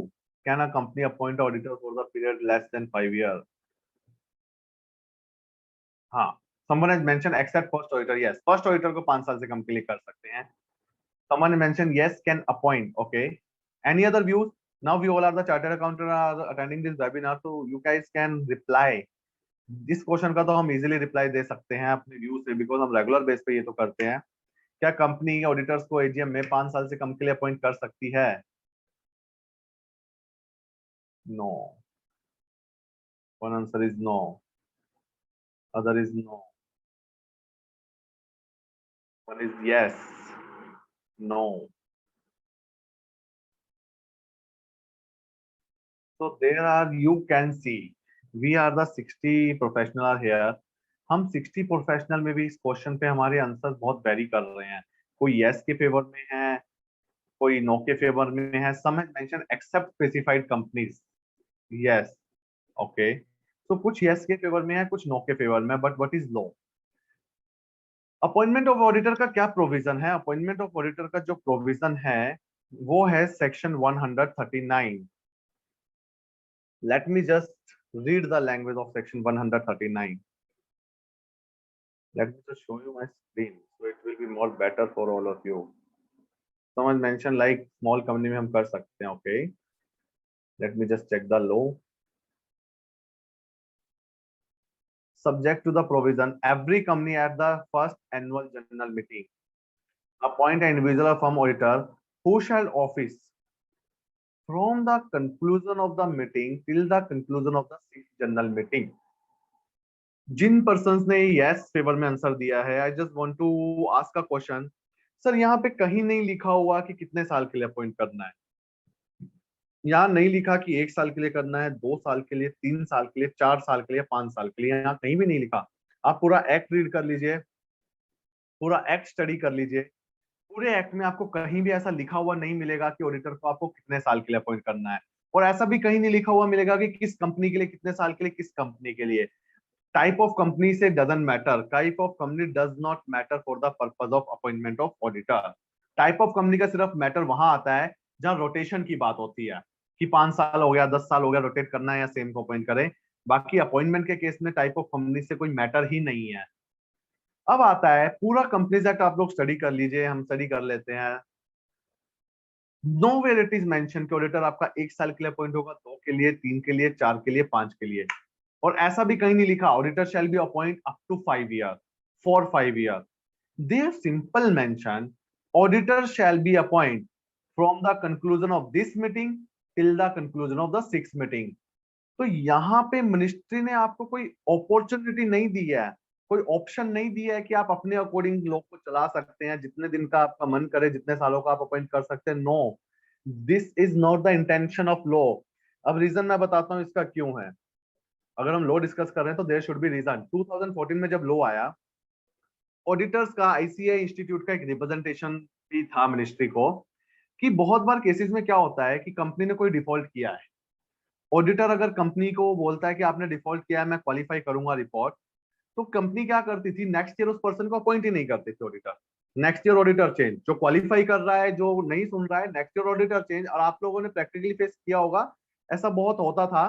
तो इस reason से एक पर्सन प्रोफेशनल भी थोड़ा थ्रेट में रहता था कि अगर मैं क्वालिफाई करूंगा तो दे में चेंज द ऑडिटर, तो वर्क चला जाएगा एंड एवरीथिंग। तो मिनिस्ट्री इसके लिए प्रोविजन लेके आई कि ऑडिटर एक्सेप्ट टू सिचुएशन, एक जब आपको फर्स्ट ऑडिटर अपॉइंट करना है, फर्स्ट ऑडिटर इनकॉर्पोरेशन से आपका फर्स्ट एजीएम तक के लिए अपॉइंट रहेगा। दूसरा, कैजुअल वैकेंसी में जो ऑडिटर अपॉइंट होगा वो कैजुअल वैकेंसी की डेट से एजीएम तक के लिए होगा। इन दो सिचुएशन को छोड़ के पूरे कंपनीज एक्ट में ऐसी कोई सिचुएशन नहीं है जब ऑडिटर 5 साल से कम के लिए अपॉइंट होगा। बिकॉज मिनिस्ट्री का पर्पस क्या था, they want to give the power to the auditor. तो उन्होंने क्या पावर दी कि आपको कंपनी 5 साल से कम के लिए अपॉइंट ही नहीं कर सकती। अब आपके ऊपर ये थ्रेट नहीं है कि आप रिपोर्ट क्वालिफाई कर रहे हो तो अगले साल वो आपको चेंज कर देगी। बिकॉज ऑडिटर कंपनीज एक्ट में दो ही सिचुएशन, दो ही ऑप्शन है चेंज करने का। वन, या तो ऑडिटर खुद रिजाइन कर दे, फर्स्ट ऑप्शन, तो खुद रिजाइन कर रहा हूं तो मेरे पे थ्रेट नहीं है। सेकंड, कंपनी को अगर ऑडिटर हटाना है तो उसको रीजनल डायरेक्टर की अप्रूवल लेनी पड़ेगी, एप्लीकेशन फाइल होगी, पेटिशन फाइल होगी, प्रॉपर हियरिंग्स होगी। हियरिंग्स में ऑडिटर भी अपीयर होगा, कंपनी भी अपीयर होगी, गवर्नमेंट ऑफिसर भी अपीयर होंगे। तो आज की डेट में ऑडिटर को हटाना कोई नॉर्मल टास्क नहीं है, कोई इजी टास्क नहीं है ऑडिटर को हटाना। फर्स्ट थिंग, कोई कंपनी के पास, कंपनी के हैंड में कोई ऑप्शन ही नहीं है कि ऑडिटर को रिमूव कर दे। उनको रिमूव करने का एक ही ऑप्शन है, रीजनल डायरेक्टर। और रीजनल डायरेक्टर के पास वो तब भी जा सकती है बहुत कोई उसके पास स्ट्रॉन्ग रीजन हो। वो ये नहीं बोल सकता कि ऑडिटर मेरी रिपोर्ट क्वालिफाई कर रहा है या मैंने ये डिफॉल्ट किया इसलिए I just want to remove the auditor. No, it is not allowed. तो दैट्स द रीजन। तो जो ऑडिटर्स को पावर देने के लिए मिनिस्ट्री ने ये अमेंडमेंट किया कि आप ऑडिटर्स को 5 साल से कम के लिए अपॉइंट नहीं कर सकते। तो अगर हम बोले कि मैं ऑडिटर को 1 साल, 2 साल, 3 साल, 4 साल अपॉइंट करूंगा तो it is a non compliance of law. अगर कंपनी की कभी स्क्रूटनी हो जाती है, जैसे अभी तक क्या था, एडीटी 1 फॉर्म, एसटीपी फॉर्म था, हम फाइल करते थे, अप्रूव हो जाता था। रिसेंटली आप सबने सुना होगा मिनिस्ट्री ने एक कमेटी बनाई है, central security cell. There are the 100 officer in the central security cell, जिनका क्या काम है, उनका ये कोई काम नहीं है कि आपके फॉर्म अप्रूव करेंगे। उनका सिर्फ काम है जो भी आपके एसटीपी मोड के फॉर्म है ना, उन्हें चेक करेंगे, उनमें कोई डिफॉल्ट है तो कंपनीज को नोटिस इशू करेंगे। तो अभी तक तो आप 1 साल 2 साल लिख के फॉर्म फाइल कर रहे थे और चल रहा था, बट वो लॉ का नॉन कंप्लायंस है। Now ministry are checking those form. अगर किसी ने ऐसे फाइल किया होगा तो they will start issuing the notice to the companies and auditors for such purpose. Because auditor 5 साल से कम अलाउड ही नहीं है। जैसे अभी मैंने लॉ की लैंग्वेज दिखाई, लॉ में कहीं नहीं लिखा ऑडिटर 5 साल तक के लिए अपॉइंट होगा या 5 साल के लिए। लॉ में सिर्फ लिखा इस एजीएम में अपॉइंट कर रहे हो ना, तो यहाँ से 6 एजीएम काउंट कर लो, 10th में कर रहे हो तो 15 तक काउंट कर लो, फर्स्ट में कर रहे हो तो 6 तक काउंट कर लो, ऐसे। तो they have not mention the time period, they mention the period from AGM to 6th AGM. तो ऑडिटर 5 साल से कम के लिए अपॉइंट नहीं हो सकता, सिर्फ दो सिचुएशन को छोड़ के, जो अगर तो हमारा वो फर्स्ट ऑडिटर है या वो कैजुअल वैकेंसी में अपॉइंट हुआ है। So these are the general compliances for a private company throughout the year. These are the provision for the incorporation of company. What is the time limit for ADT1 in case of first auditor? First auditor should be appointed within 30 days of incorporation. 30 days में आपको board meeting करके appoint करना है। Best thing, first auditor के लिए ADT1 file करना mandatory नहीं है। Definitely choice of the company, choice of the auditor, they want to file और नॉट, बट कंपनी लॉ में मैंडेटरी नहीं है कि आपको फर्स्ट ऑडिटर के लिए ADT1 फाइल करना पड़ेगा। अगर करना चाहते हो तो जिस दिन बोर्ड रेजोल्यूशन में रेजोल्यूशन पास हुआ है, 30 डेज में मैक्सिमम पास होना चाहिए, रेजोल्यूशन पास होने के 15 डेज में आपको फॉर्म फाइल करना है।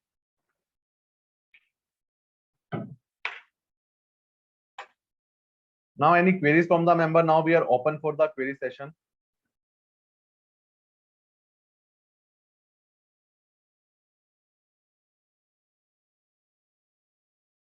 Hope we have cleared. One question is mentioned. What if the subscriber had not bring the money within the stipulated time, even not bring the same at the end of the financial year? So now there are two things.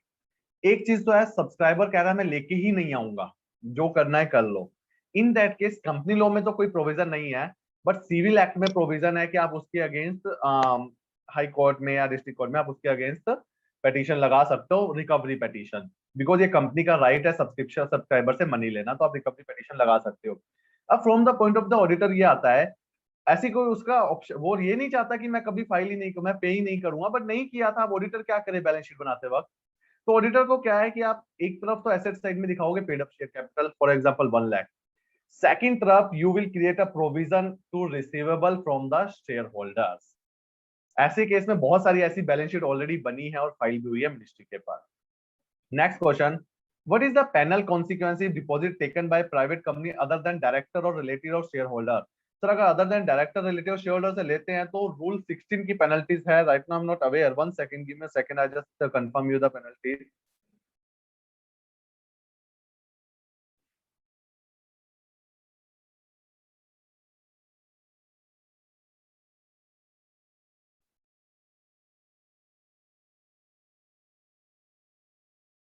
The company and officer of the company who is in default shall be punishable fine which may be excess to 5,000 rupees and where the which may be contribution continue with a further fine extend to 500 rupees for every day. ये तो एक fine है और इसके अलावा भी एक और पेनल्टीज है इस सेक्शन में.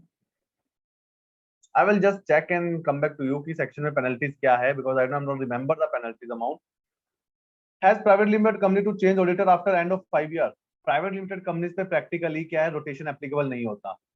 प्राइवेट कंपनीज के केस में रोटेशन आप 5 साल के बाद भी आप जनरली अपॉइंट कर सकते हो. एक लिमिट दी थी उन्होंने, आई थिंक 100 करोड़ टर्नओवर या समथिंग, कि उससे ज्यादा होता है तो आप पे रोटेशन एप्लीकेबल होगा, अदरवाइज रोटेशन एप्लीकेबल नहीं है.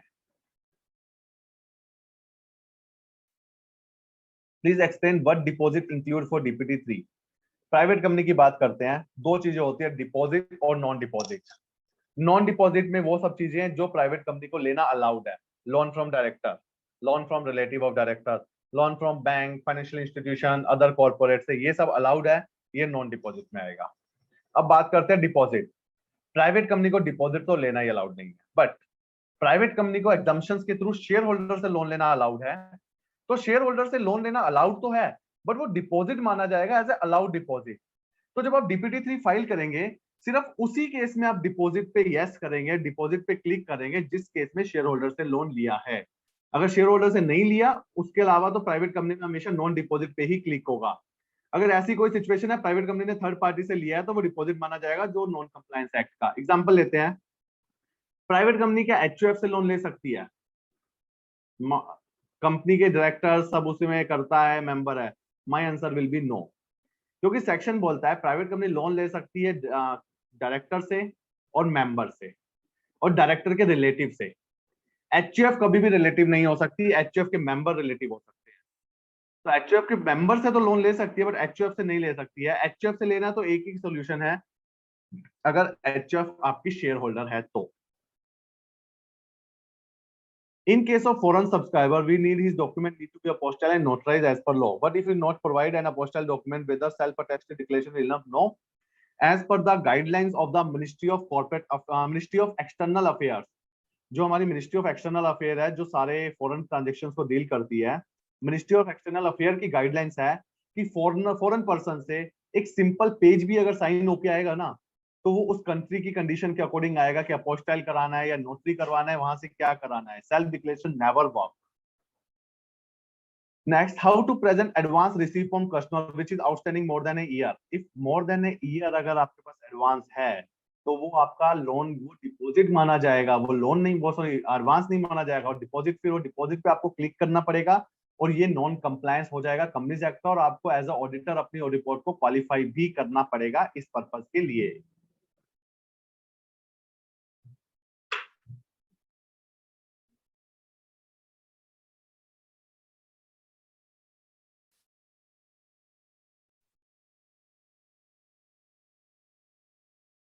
Amiji, hope you have taken all the queries of the members. One more query is there is by you, Alzi. Advance less than 1 year need to show in DPT3. Yes. If advance is less than 1 year and it is outstanding, if it is outstanding as on 31st March, definitely you have to show in the DPT3. Member may ask their queries, if any remaining.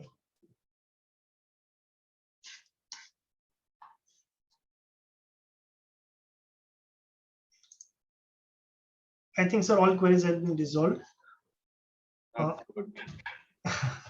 Thank you, sir. I request Yatin Bhai to propose a vote of thanks to Divesh, sir. Yatin Bhai, please unmute. Okay, wait.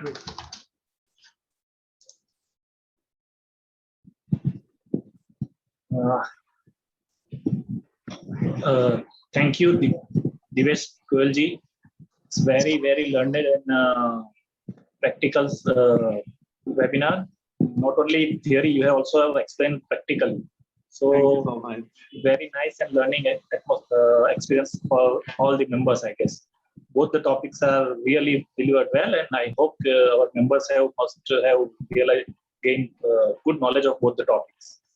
So, thank you once again for such Thank a you. wonderful session, and hope to see you again.